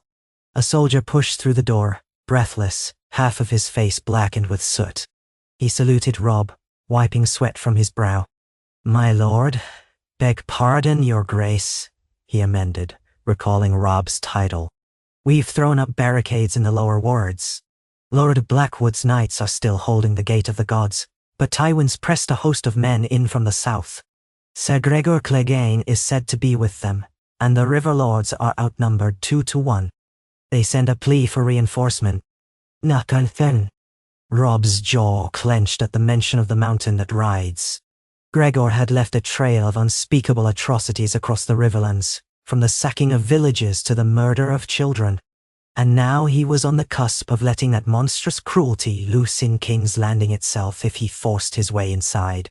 Robb glanced at Lady Maid Mormont, who still clutched her bow from the fighting, a quiver of arrows across her back. Her face, though spattered with blood, revealed no fear. "Take a squad of archers and as many spearmen as can be spared," he told her. "Aid Blackwood. Keep Tywin's men outside the city's walls as long as possible." "Yeah, we'll do it," Lady Mormont said, and vanished with a nod to assemble her force. The soldier who delivered the message followed her, relief mingling with concern on his face. Grey Wind let out a soft growl, turning his muzzle toward one of the windows. Though barred by thick glass and overshadowed by decorative latticework, the faint, distant din of horns grew slightly louder. Robb imagined Tywin's columns in the farmland beyond the walls, banners snapping in the wind, siege engines rattling forward. The War of the Five Kings had pivoted on many battles, but none so decisive as this moment. Catelyn had always said, Tywin was the true heart of Lannister might. If Tywin fell, or was forced to yield, House Lannister might break. If not, the North's cause could collapse under an avalanche of southern steel. Robb felt a hand on his shoulder. It was his mother, Lady Catelyn, her face lined with exhaustion. Her hair had come loose from its bindings, and dust colored the red strands. You must rest, she whispered. Let your wound be bound. We need you whole. He wanted to protest, to say a king should never rest while men died in the streets. But he was young, not foolish. His father's lessons came to him in this moment. A wounded leader who overextends himself courts death for all. At a nod from Robb, one of the maesters who had accompanied them from the north, an older man named Errol, stepped forward, bandages in hand. He guided Robb to a settee in the corner of the Queen's chambers, ignoring Cersei's venomous stare. The maester peeled away Robb's torn mail and leather, exposing the cut on his thigh, then began methodically washing it with vinegar. Robb winced, though he made no sound. As the sting of pain lanced up his leg, he turned his head to keep an eye on the Queen. Cersei had not stirred from her spot by the dresser. Her gaze flitted from Tommen to the door, to Grey Wind, as if weighing 1,000 dreadful possibilities. The boy king trembled at every crash of arms from the corridor beyond. Lady Catelyn stood near them, speaking in a low voice. If Tywin breaks through, it will be the end of any chance for a peaceful settlement, she said. He'll put the city to the sword if he thinks it will break us. Robb hissed as the maester pressed a wad of cloth to the wound. We still have the Queen and the King as our hostages, he murmured. Tywin would not risk his family, would he? Wouldn't he? Asked Catelyn, a note of despair in her voice. You've heard the tales of men he sacrificed for lesser causes than reclaiming his house seat of power. Robb exhaled a slow breath. But no matter how ruthless Tywin might be, no matter how he might see pawns on a war map, Cersei was still his daughter, Tommen his grandson. Could a man truly forsake his own blood for victory? Robb thought of how proud Tywin was said to be, how cunning and measured. Perhaps that pride, that careful plotting, would ensure he valued his family's safe return enough to negotiate. It was a gamble. But then, everything about capturing King's Landing had been a gamble. The seized Ironborn fleet rocked at anchor near the half-burned wharves. If they had not braved that midnight raid on Euron's Cove, if they had hesitated a day longer, they would never have held the harbor. War was chance and risk, a swirl of chaos and opportunity. Honor and cunning had to balance on a knife's edge. Then, we bargain, he said softly, clenching his jaw as the maester stitched the gash. We hold them both. Let Tywin come, and let him see what we've done. If he stands outside these walls with an army, then we hold the Red Keep with every man we have.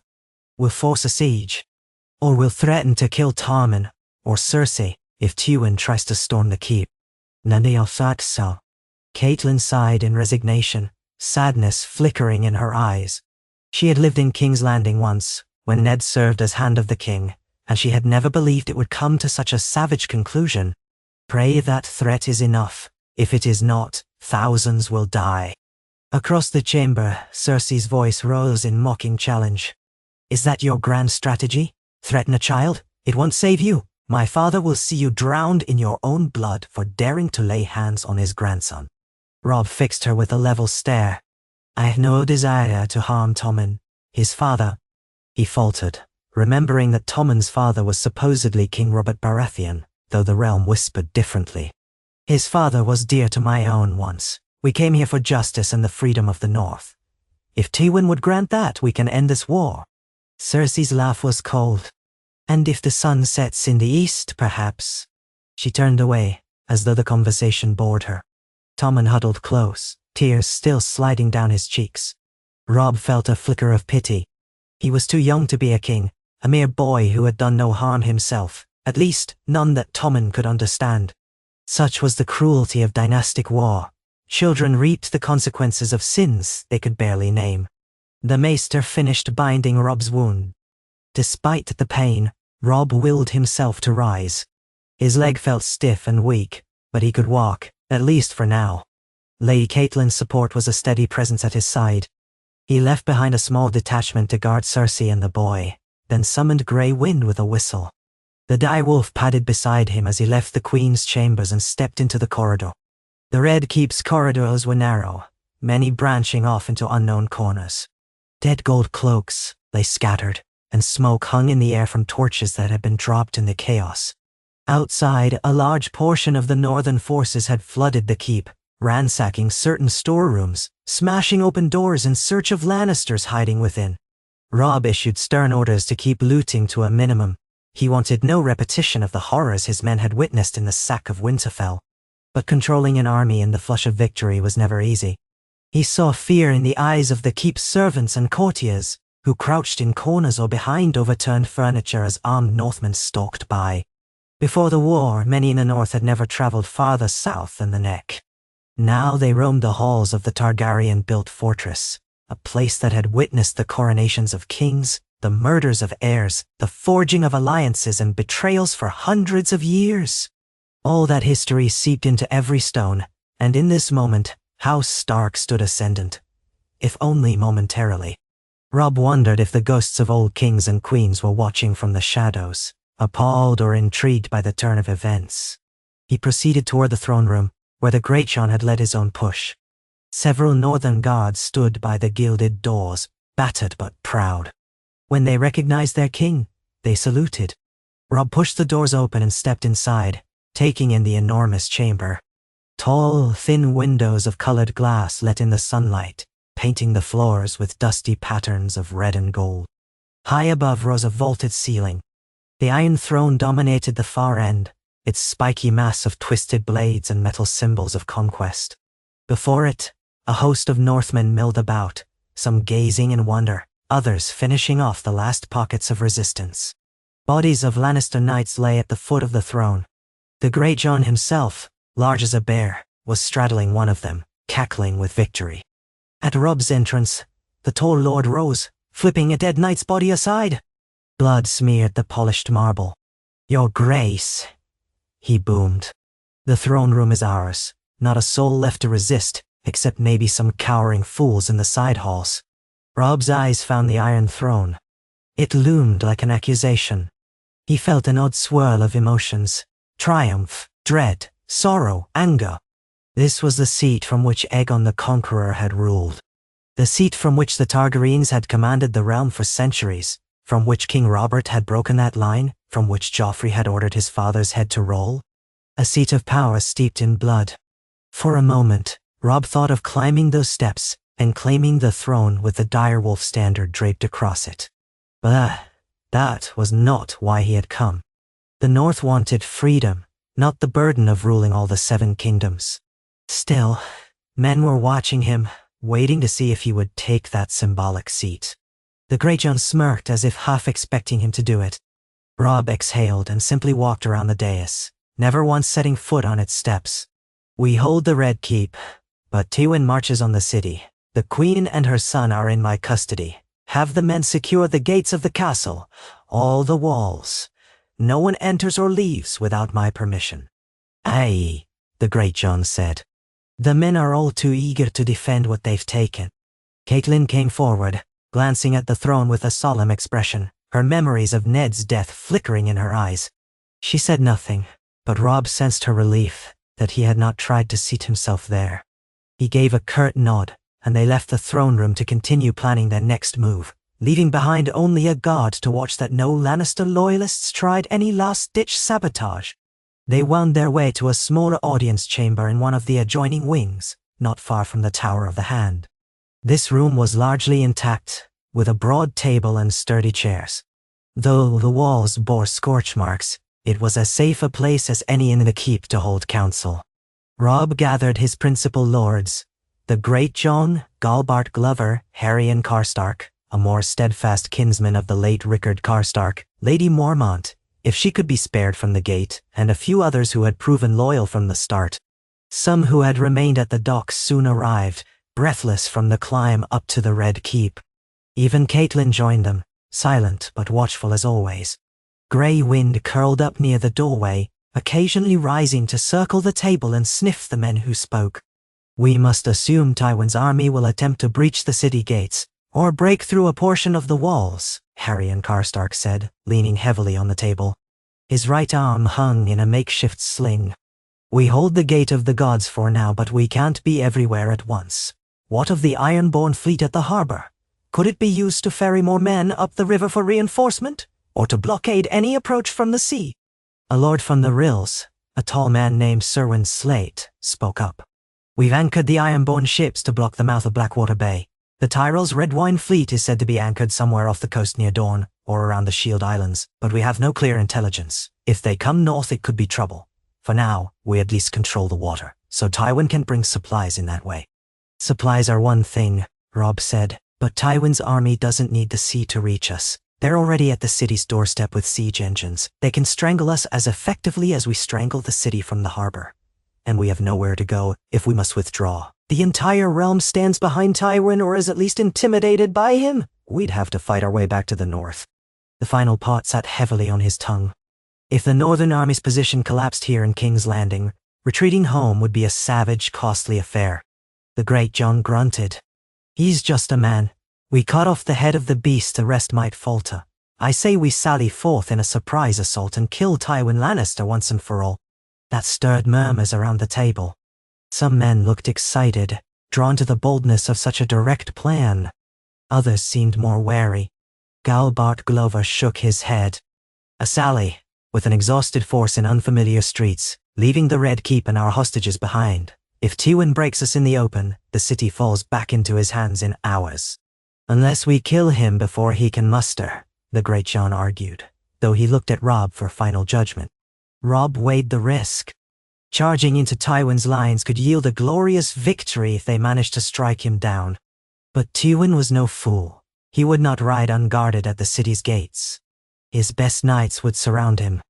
And there was still Sir Gregor to consider, along with the rest of the Lannister heavy cavalry. No, a desperate sally was not the best approach. At least not yet. We stay put, Robb decided. Use the city's defenses. Force Tywin to consider the cost. We threaten the Queen and King if he storms these walls. Make it clear that harming us will harm them. We'll keep sending envoys. Perhaps we can pry a negotiation out of him. If that fails, we'll defend the city to the last man. The great John was disappointed, but the others accepted it. They had come this far through Robb's mix of boldness and caution. Perhaps he still had the instincts to see them through this nightmare. Ravens were sent out that very evening, winging across the black sky to Tywin's encampment beyond the walls. One carried Robb's message: we hold Cersei Lannister and Tommen Baratheon. Harm the city, and they die. Surrender, and we can discuss terms for a general peace. The beacons on the walls burned late into the night, revealing glimpses of Lannister fires flickering in the distance. It was a rare moment of uneasy calm in the capital itself, the hush of exhaustion after days of bloodshed. All the while the city's small folk cowered. Many had attempted to flee, but the gates were closed, and stragglers found themselves in the crossfire between the North and Lannister outriders. Shops remained shuttered. Corpses and rubble filled certain streets. Rumor said that in Flea Bottom there were bread riots, that the gold coin had lost all meaning as men robbed each other for scraps of food. King's Landing had never been a gentle place, but now it slid toward chaos. The city watch was shattered, its loyalty uncertain, leaving the Northmen to impose what order they could on an unfamiliar populace. That night, Robb tried to rest on a makeshift cot in one of the lesser audience chambers. Grey wind curled protectively at his side. Sleep did not come easily.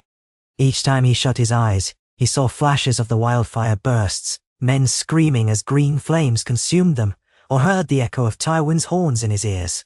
At some point near dawn, he drifted off into a fitful doze, only to be awakened by hurried footsteps and a whispered summons from a guard. "Your Grace, you're needed," the guard said softly. The Queen, she's been making threats. Robb sighed, rubbed his eyes, and rose, ignoring the ache in his leg. He slipped into his boiled leather jerkin and followed the guard through the corridors to the Queen's apartment. There, he found Cersei Lannister in a near hysterical state, pacing like a caged animal. Tommen dozed fitfully on a chaise. Tears dried on his cheeks. A kitten curled at his feet. 2 northern guards stood watch, stony-faced. What is it now? Robb asked, too weary to mask his impatience. Cersei turned on him, her eyes wild in the torchlight. My father is in the city, she hissed.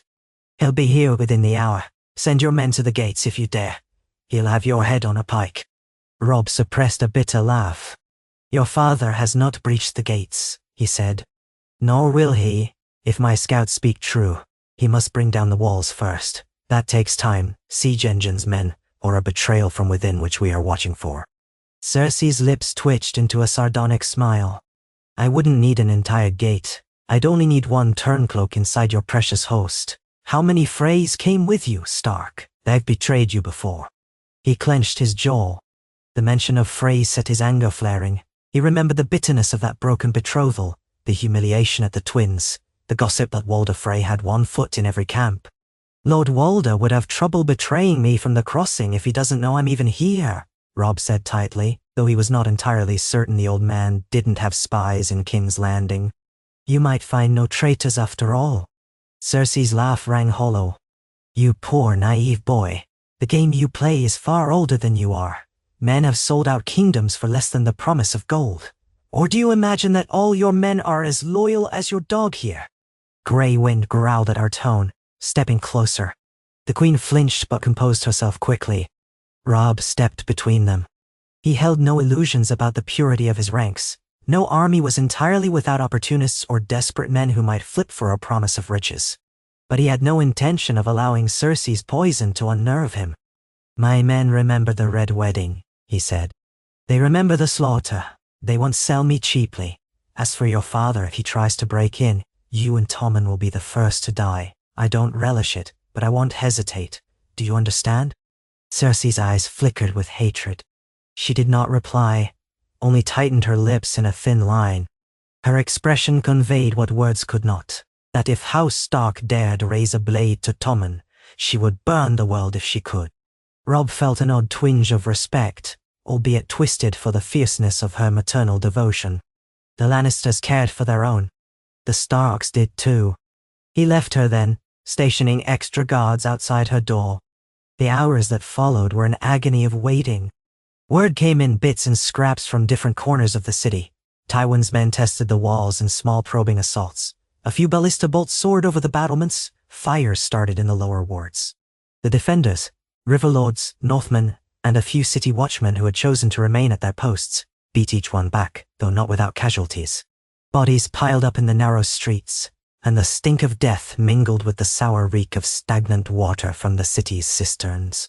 As the day wore on, the heat turned oppressive, and the sun hammered the rooftops. By mid-afternoon, a delegation from Tywin Lannister approached the gate of the gods under a flag of parley. Robb's lookout spotted them, and after some shouting back and forth, the envoys were admitted inside. They arrived on horseback at a barricade in the city's outer district, where northern archers bristled on all sides. The envoys wore bright red cloaks, stamped with the lion's sigil. One dismounted, Sir Adam Marbrand, the same knight who had come days before to treat with Robb. He was accompanied by a tall, grizzled figure in black plate, whose helm shaped a lion's head. The men parted ways to allow them passage, but kept arrows nocked in readiness. Lady Mormont herself stood by with a half-dozen fierce Mormont women, forming a line. Robb rode up on a borrowed horse, Grey Wind loping alongside, while the Greatjon flanked him. The improvised parley ground was a dusty, rubble-strewn street with collapsed rooftops on either side. Flies buzzed around the bodies from that morning's skirmish, but no one paid them any mind now. Sir Adam bowed stiffly. King Robb, he said. I come in the name of Lord Tywin Lannister, Warden of the West and Protector of the Realm. Robb's eyes flicked to the other rider who removed his helm. He had a scarred visage, thick with an old burn that twisted one side of his face. Robb recognized him as Lord Garrison Prester, once a bannerman to the Lannisters who had served in the Riverlands. The man glowered at the northern host, but said nothing. Ser Adam cleared his throat. My lord, your grace, Lord Tywin offers terms. The Great John gave a derisive snort, but Robb silenced him with a raised hand. Speak them.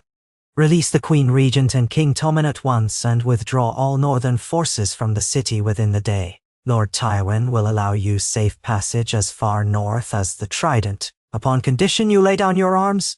A hiss ran through the assembled Northmen, some raising their bows a fraction as if in reflex. Robb let out a short, mirthless laugh. And in exchange, Tywin would let us simply wander away unscathed, yes? Ser Adam hesitated, glancing at Lord Prester. Yes, he said at last, though his voice lacked confidence.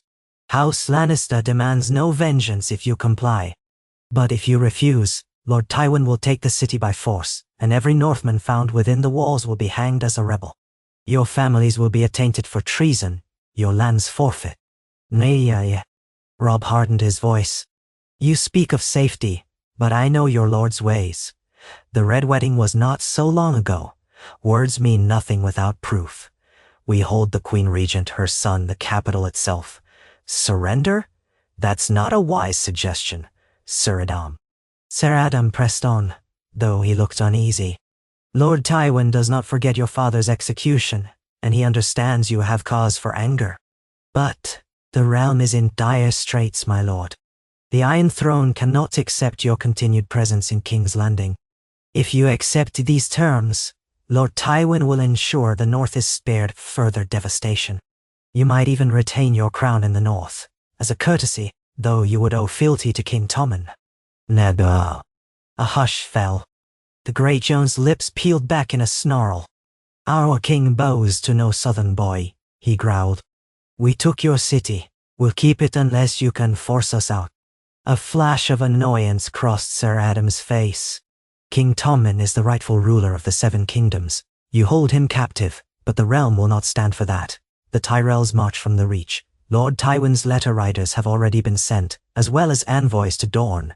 How long can you keep the city with all of Westeros arrayed against you? Robb was aware of the tenuous nature of his position.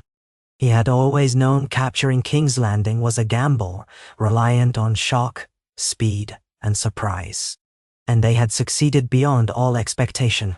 But holding it against the combined might of the Lannisters, Tyrells, and potentially other royal allies was an entirely different matter. Even the captured fleet offered limited advantage now. The supply lines from the north were tenuous. Winter snows would soon make them impassable. If he retreated now, however, all those sacrifices, thousands of dead, would have been for nothing. He intended at least to bargain for better terms than indefinite subjugation to the Iron Throne. Ser Adam, Robb said, you will deliver my answer to Lord Tywin. I propose a parley here at the Gate of the Gods. He can come himself or send a representative with full authority to treat. We will speak of an armistice, an exchange of prisoners, the recognition of the North's independence, and a cessation of further hostilities. Prester let out a derisive grunt. Independence? You presume you can keep the South in your grip forever? If so, you're mad. Robb did not rise to the bait. Tell Lord Tywin I have no interest in ruling the South, only ensuring our dead are avenged, and the North is free of the Crown's meddling. If he wishes to see his daughter and grandson alive, he will talk. If not, I will regretfully do what must be done. I am certain the realm will be horrified to see its queen and king put to the sword, but the choice is Tywin's. Ser Adam paled. Prester's scarred face twisted in disgust, but neither challenged Robb's ultimatum. They recognized that a hostage crisis was at hand, and this was their best chance to save Cersei and Tommen. The environment around them was thick with tension, broken only by the hum of flies on the corpses nearby. Finally, Ser Adam nodded stiffly. We will bear this message to Lord Tywin. Do so, Robb said. He turned his horse with some effort, ignoring the pain in his thigh. The Great John shouted a command, and the northern archers parted, allowing the Lannister envoys to ride off. The watchers on the walls soon saw them cross the cleared area outside the gate, returning to the mass of tents and siege lines that stretched beyond sight. The Great John spat into the dust once they were gone. We should have sent their heads back as a message, he muttered. We are not butchers, Robb said softly. And we gain nothing by closing off every path to negotiation. Let us see if Tywin takes the bait. So began another tense vigil. Each hour was an eternity. The midday sun climbed and then began to sink, turning the city's haze into a golden furnace. Fires burned in several districts despite the efforts of bucket brigades. The wind carried the acrid stench of charred wood and flesh. Dead bodies, human and animal alike, littered the side alleys, as there had been little time or manpower to properly dispose of them. Disease would soon loom, a new enemy that did not wield swords or wear banners. Robb dispatched men to clear the corpses and form pyres outside the city if possible. Most of King's Landing's small folk hid behind their shuttered doors or fled to the deeper back streets, praying the invaders would lose interest or move on. Late in the afternoon, a messenger came from the harbour, panting from the run up the steep streets. He carried a salt-stained letter. Robb cracked the wax and read it. The news was both good and ominous. A small cluster of Ironborn ships loyal to Euron Greyjoy had been sighted at sea, evidently prowling near the gullet. Whether they were searching for the stolen fleet or simply raiding was unclear. The northern men at anchor had not engaged them yet.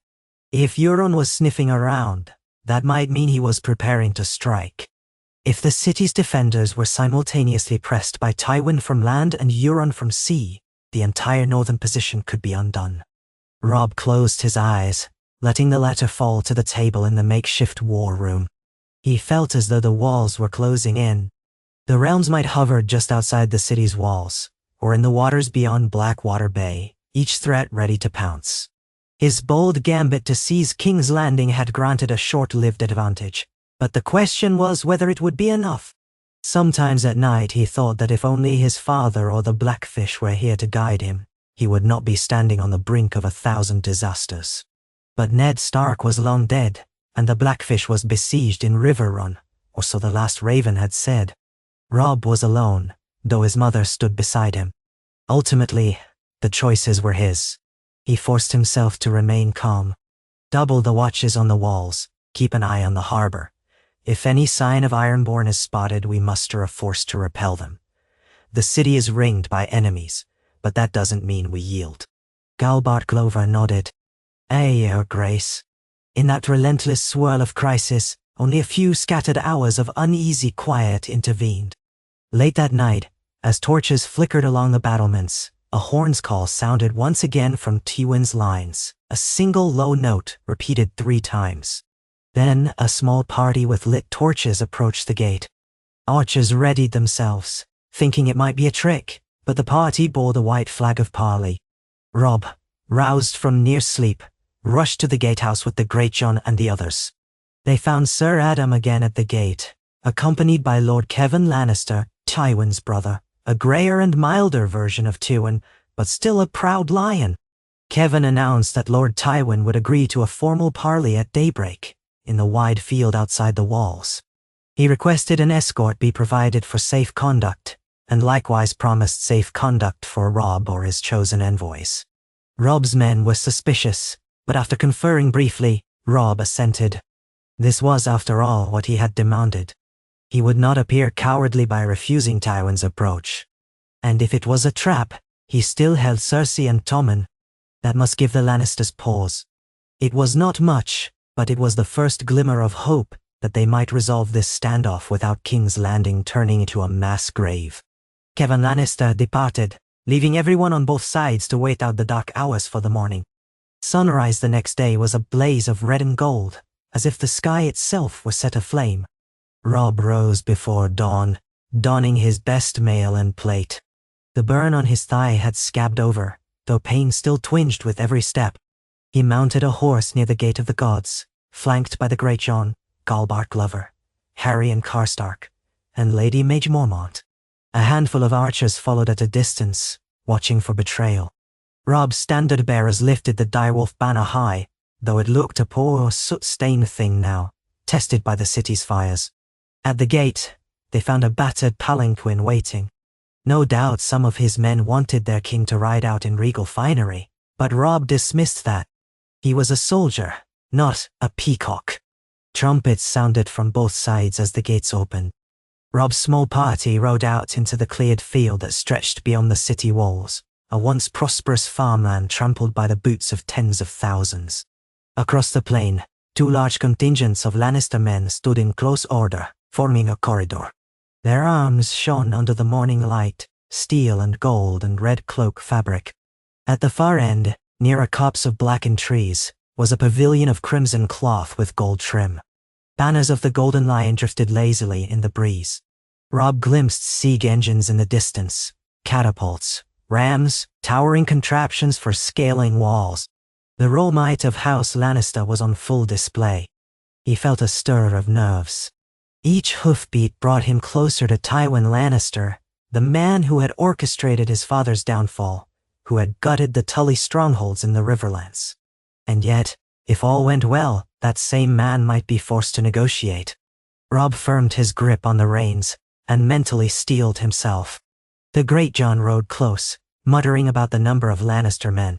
"Too many for my taste," he growled. "I'd rather fight than talk if it comes down to it." "We'll fight if we must," Robb said quietly, "but not before we try words. We hold their queen and their king. That must count for something." They reached the pavilion and dismounted. A line of Lannister knights stood as an honor guard, Sir Adam Marbrand among them, as well as Lord Prester, Sir Gregor Clegane in monstrous plate, and a few other grim faces. Gregor towered above them all, his visor down, his breath rasping behind the steel. Robb tensed, remembering the atrocities this giant had committed. For a heartbeat, he wondered if the man might simply draw his sword and cut them all down. But then a figure emerged from the pavilion, draped in a rich red cloak, trimmed with white fur. Tywin Lannister was tall, broad-shouldered, and radiated a cold authority. His green eyes missed nothing, his face lined and stern. The threads of white in his golden hair gave him a leonine majesty. He surveyed Robb's group as though they were insects to be studied. When his gaze met Robb's, neither man blinked. "My Lord Stark," Tywin said, the address tinged with sarcasm. "Or should I call you King in the North?" Robb forced himself to keep his voice measured. "King in the North, yes." He inclined his head. "Lord Tywin." Behind Tywin stood Kevan Lannister, and a few other bannermen of note, including several lords with stern or uncertain expressions. The tension was palpable, every man conscious that at a single wrong move, swords would be drawn, and the parley would dissolve into bloodshed.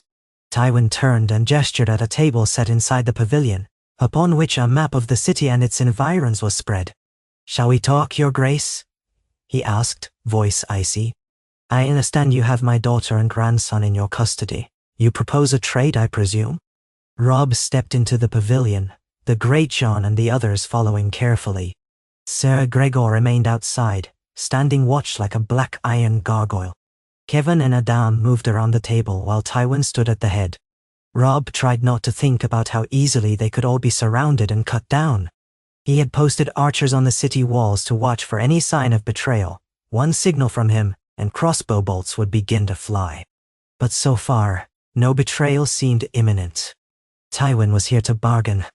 Or at least to appear to bargain. "You want them alive," Robb began, "and I want the North free. I want the Riverlands protected. I want the Iron Throne's recognition that we are no longer part of the Seven Kingdoms." Tywin's mouth tightened. "You presume to carve away half the realm on a whim. I cannot allow that. The Iron Throne's authority is not in your hands," Robb said sharply, "but in ours. We hold King Tommen. Until he is freed, you have no rightful claim. Unless you mean to crown Joffrey's ghost or Myrcella across the sea, I suppose." "Nay, Ad." A flicker of deep anger crossed Tywin's face. He clearly did not enjoy being reminded that his family's entire basis of power lay locked in the Red Keep under Northern Guard. "Tommen is the rightful king and you are a rebel. If you harm a hair on his head, I don't intend to harm him unless you force my hand." Robb placed both palms on the map.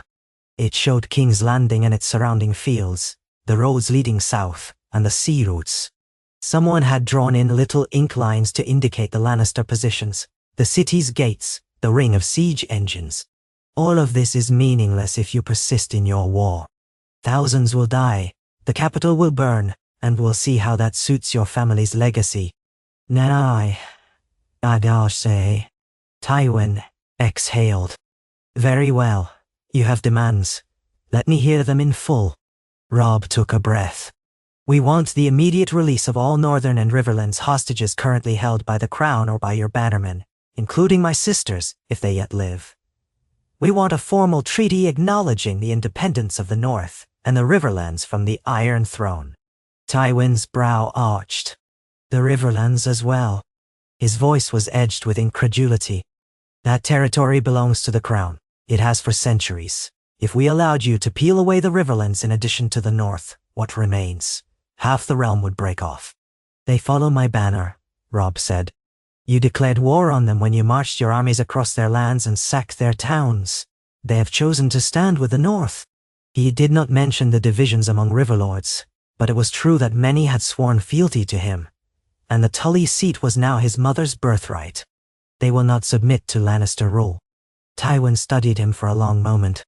And what do I receive in exchange for granting you this fantasy of independence? You regain your daughter, your grandson, and your seat of power, Robb said.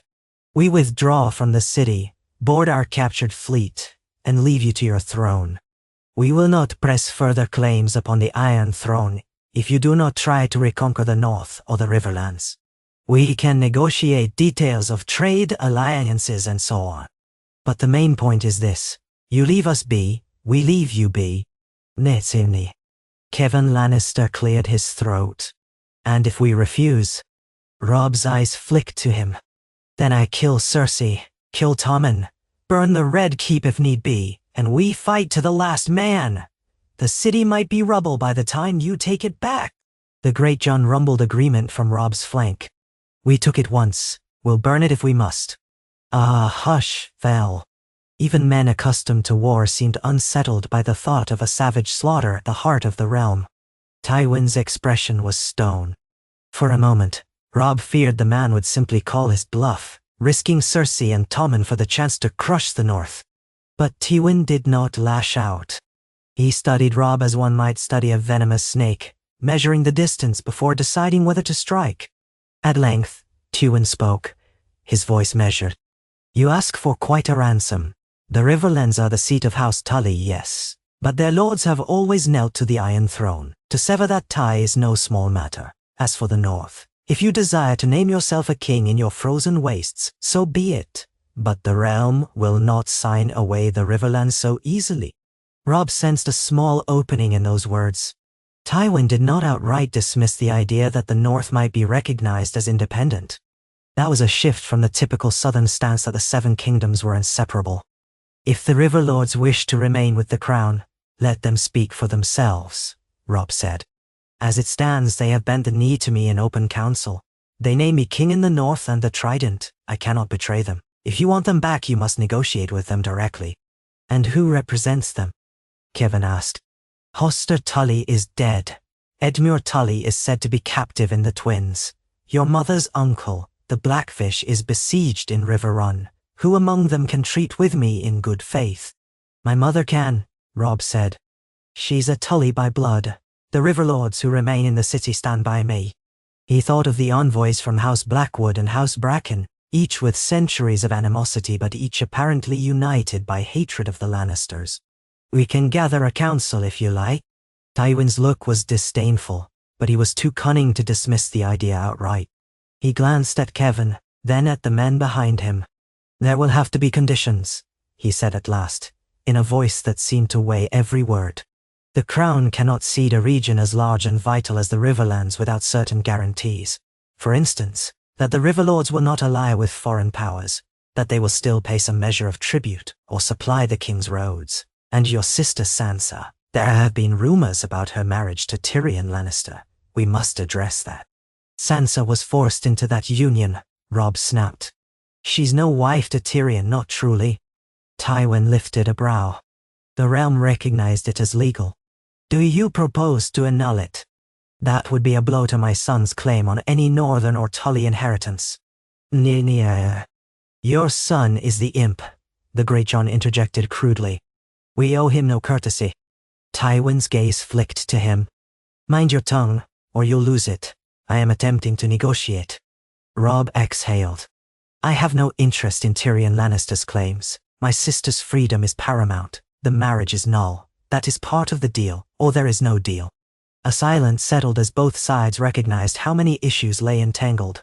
The Tully inheritance, Sansa's forced marriage, the North's independence, the Riverlands' autonomy, the captive queen and king, and the unstoppable tide of Tywin's approaching siege. On and on it went, a labyrinth of demands.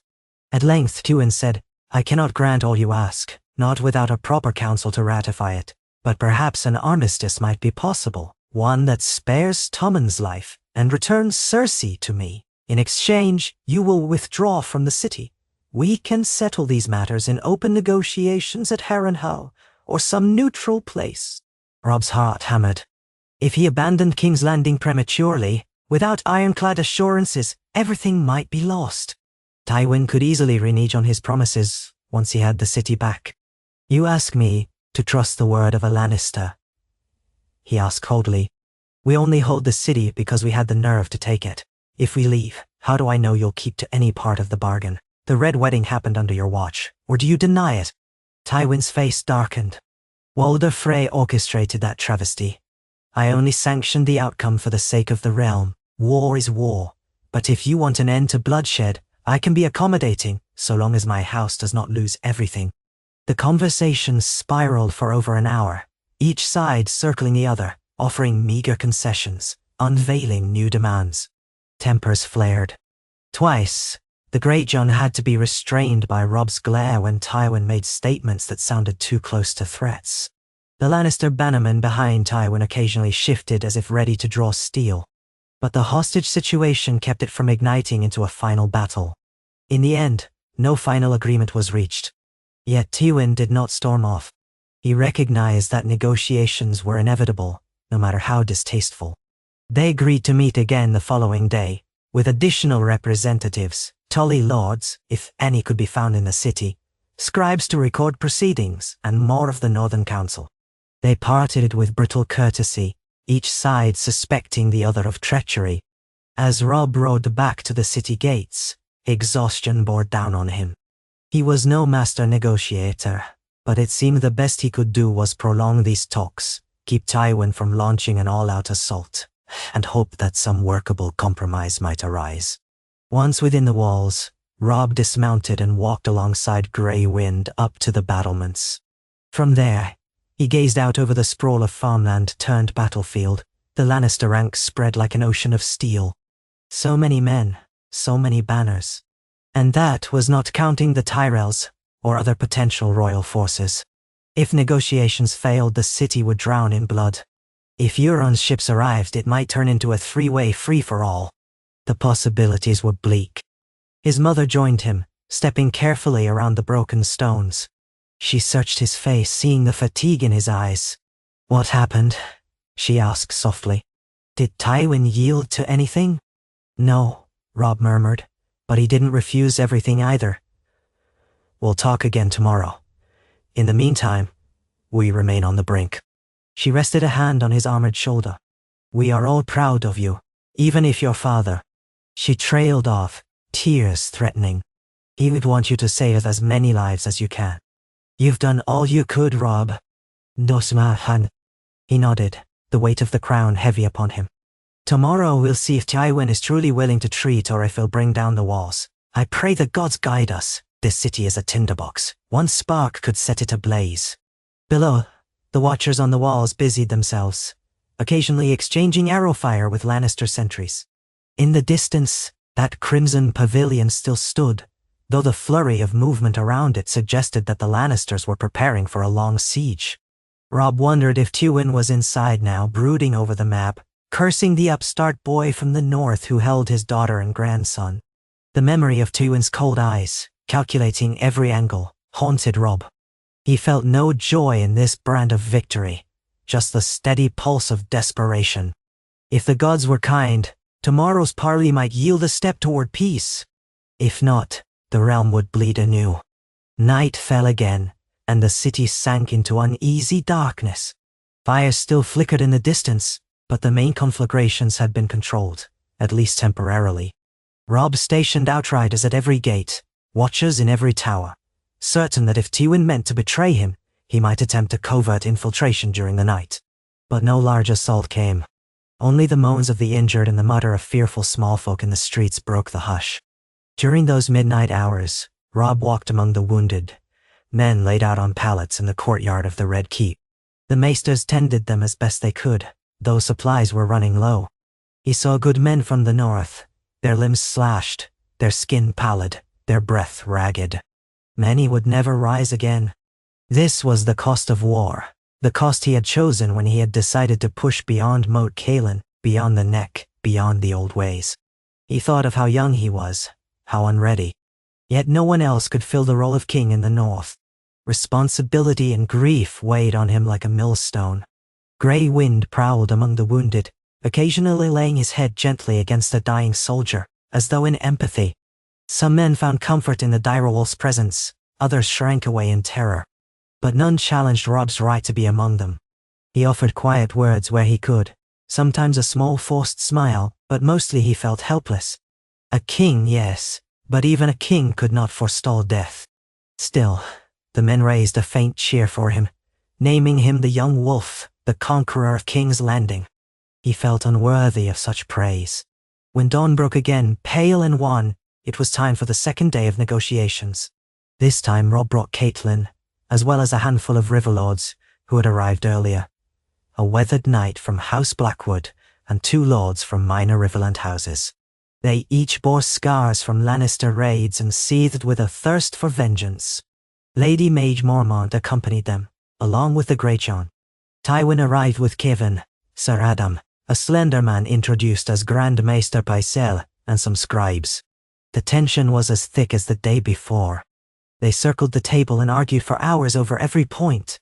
Tywin demanded tribute or some measure of fealty from the Riverlands to quell the notion that the realm was fracturing beyond repair. The Riverlords bristled at the notion of sending coin or men to a king they despised. Robb tried to mediate, mindful that if they refused every compromise, Tywin might lose patience and break off negotiations.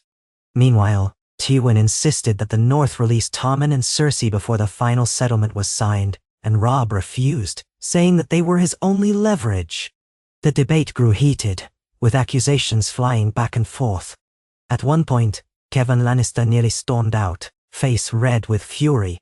Only Tywin's curt command kept him in the pavilion. They discussed Sansa's marriage, the future of the Tully seat at Riverrun, the question of whether the crown had any right to tax the shipping lanes in the Trident. It was a labyrinth of details, all overshadowed by the unspoken threat that at any moment, negotiations could fail. Twice, Tywin withdrew to consult privately with his men.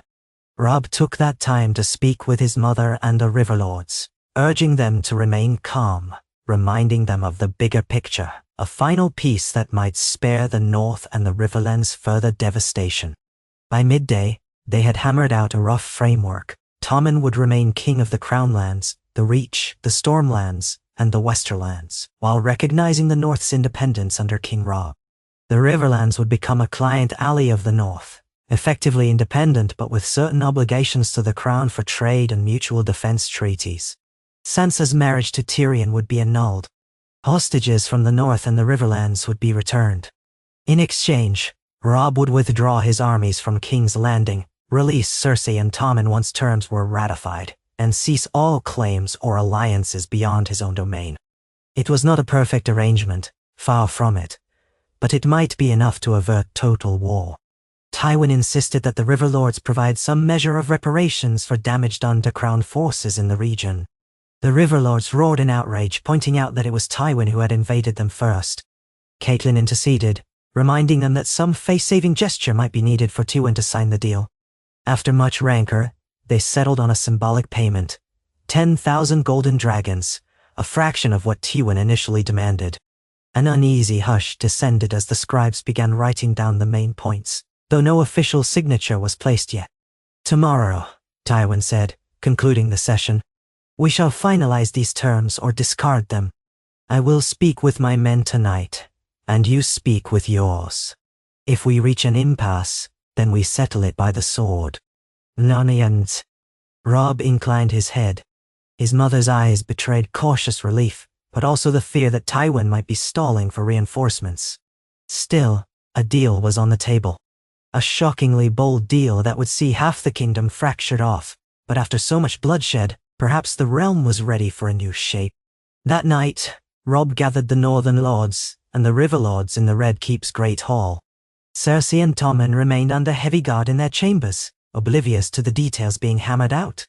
Robb laid out the proposed terms for all to hear. Some men grumbled that paying any reparations to the Lannisters was an insult. Others argued that the Riverlands should remain wholly separate from the crown, with no tributes at all. But cooler heads pointed out that Tywin would never permit a total severance unless thoroughly beaten. And though the North had taken King's Landing, they could not hold it against the combined might of the realm indefinitely. So uneasy though it was, many agreed that a settlement along these lines might be the best route to preserve what they had gained. Near midnight, Robb sat with his mother in a small antechamber, sipping watered wine. Grey wind curled at his feet. She studied her son with worried eyes. "If we sign this, the realm will never be the same," she said. Robb nodded. "Perhaps that's for the best. Father was loyal to the Iron Throne all his life, and look what it cost him. The North has paid too many times for the games of Southern Lords." "Oh," Catelyn sighed. "I know, but the Riverlands, my father always served the crown faithfully too. Now we ask these lords to break away, to endure Tywin's anger in the years to come. That's why we promise mutual defense. If Tywin tries again, we stand together. Besides, if these terms are properly signed and witnessed by the new High Septon, whoever that might be, then it could be a recognized treaty. Breaking it would brand Tywin as an oathbreaker in the eyes of gods and men." She closed her eyes. "I pray it is enough. I pray we are not sowing the seeds of a worse war. But I have lost too many children already, Robb. If a peace can be had, let's try to grasp it." "Nay." Robb squeezed her hand gently. "We will, Mother." Morning came with a sullen, overcast sky. The third day of negotiations dawned. Robb's leg ached more than before, but he forced himself to mount up again, ignoring the pain that lanced through him. The wind smelled of ash, a reminder that the city had not yet fully recovered from the fires. The Greyjohn walked beside him on foot, muttering about the sorry state of the realm. A small retinue of archers followed. On the walls, banners hung limp in the still air. They rode out to the same parley ground. This time, the crowd of onlookers was larger. Lannister soldiers formed a thick ring, while dozens of northern warriors stood guard on the city walls, crossbows at the ready.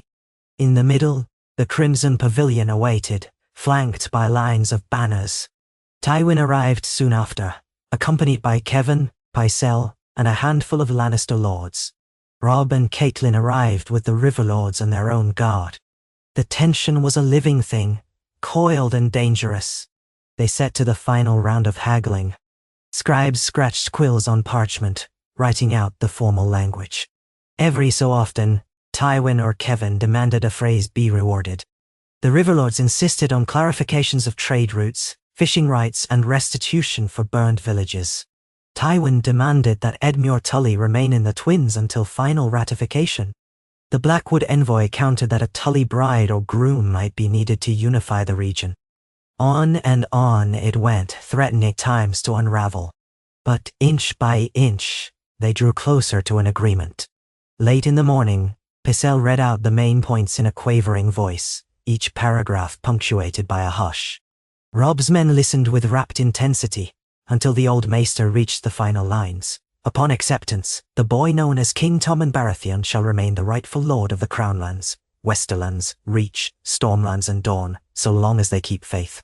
House Stark shall be recognized as the royal house of the independent North, with dominion from the neck to the lands beyond the wall, while the Riverlands shall be recognized as allied to the North, with certain obligations subject to further negotiation.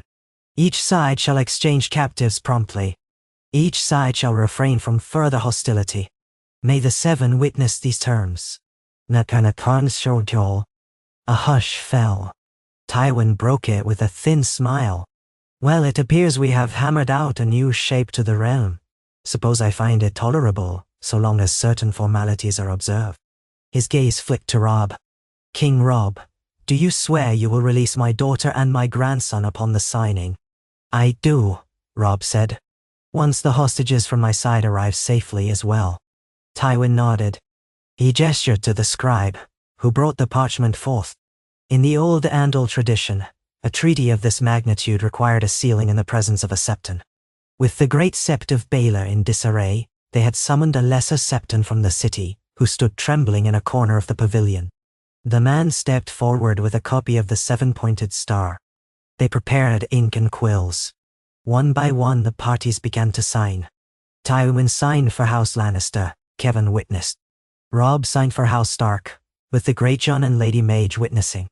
The River Lords affixed their marks where relevant, though they insisted that the Blackfish must also sign once River Run was relieved. Tywin had no choice but to accept. Finally, the septon droned the formal blessing, sprinkling water from a silver bowl.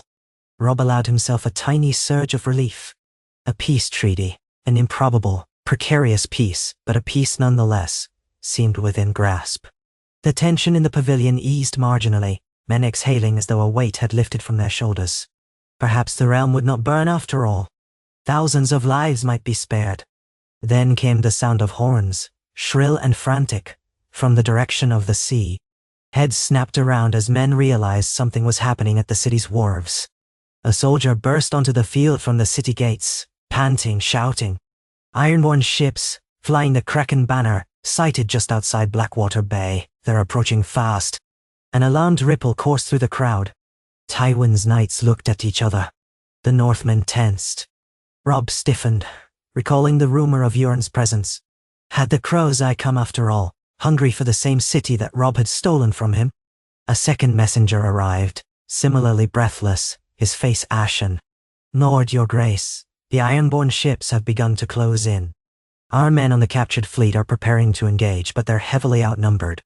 We must recall more forces to the harbor, or risk losing it."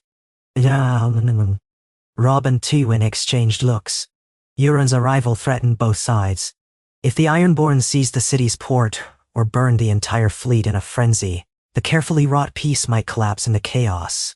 Men across the parley ground gripped their weapons, uncertain of friend or foe. The Greyjohn let out a booming curse. "The damned Krakens are come for their stolen ships. They'll try to retake King's Landing for themselves, or at least burn it." Tywin's face darkened. "The Ironborn," he said in distaste, as though naming a particularly vile disease. He looked to Robb. "Will you hold to the treaty, or is this your ploy to strike at us from behind with Greyjoy's help?" Robb's anger flared. "Greyjoy is no friend of mine.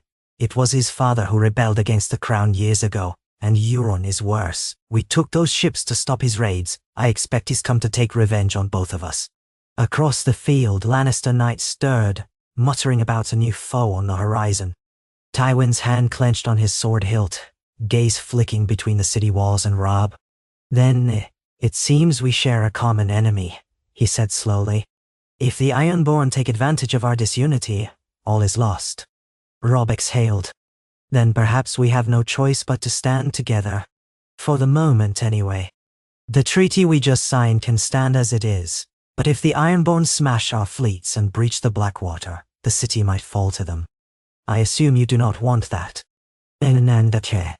Tywin nodded stiffly. "I will bring some of my men to the river gate. We can coordinate a defense at the harbor. You will not hamper our movement through the city?" Robb swallowed his pride. "No, we can form a combined force. We'll keep the city from the Ironborn. If we fail, everything we've negotiated is moot." And just like that, the tense stalemate of North and South pivoted to a fragile alliance against the Ironborn menace. None of them had predicted Euron would come so quickly, or so boldly. But war seldom followed predictable lines. Already, one could sense the swirl of new conflict gathering at the mouth of Blackwater Bay. Grey sails with the Kraken sigil, Ironborn reavers thirsting for plunder and carnage. Robb mounted his horse, rallying his retinue to hurry back toward the city. Tywin turned to Cavan, barking orders to ready a portion of the Lannister host for immediate march. The horns blared again, tension crackling in the air. Men who had been enemies moments ago now faced the prospect of fighting side by side against a greater threat. Whether the precarious treaty would hold if they survived was anyone's guess. But for now, the final confrontation with Euron Greyjoy loomed, a dark tide at the city's gates. And thus, beneath the red sky, the shape of Westeros shifted once more. After all the battles and betrayals, after seizing King's Landing and forging a reluctant accord, Robb Stark found himself poised on the brink of yet another fight, this time not for a throne, but for survival against the Reaver Lords of the Sea. The storm clouds gathered, the horns sounded, and the realm prepared to bleed again. Yet amid it all, a slender hope glimmered that this new war, if fought together, might finally give birth to a fragile peace, and perhaps a future where the North stood free, and the Riverlands no longer bowed to any southern crown. Only the gods knew which vision would win out in the fury to come.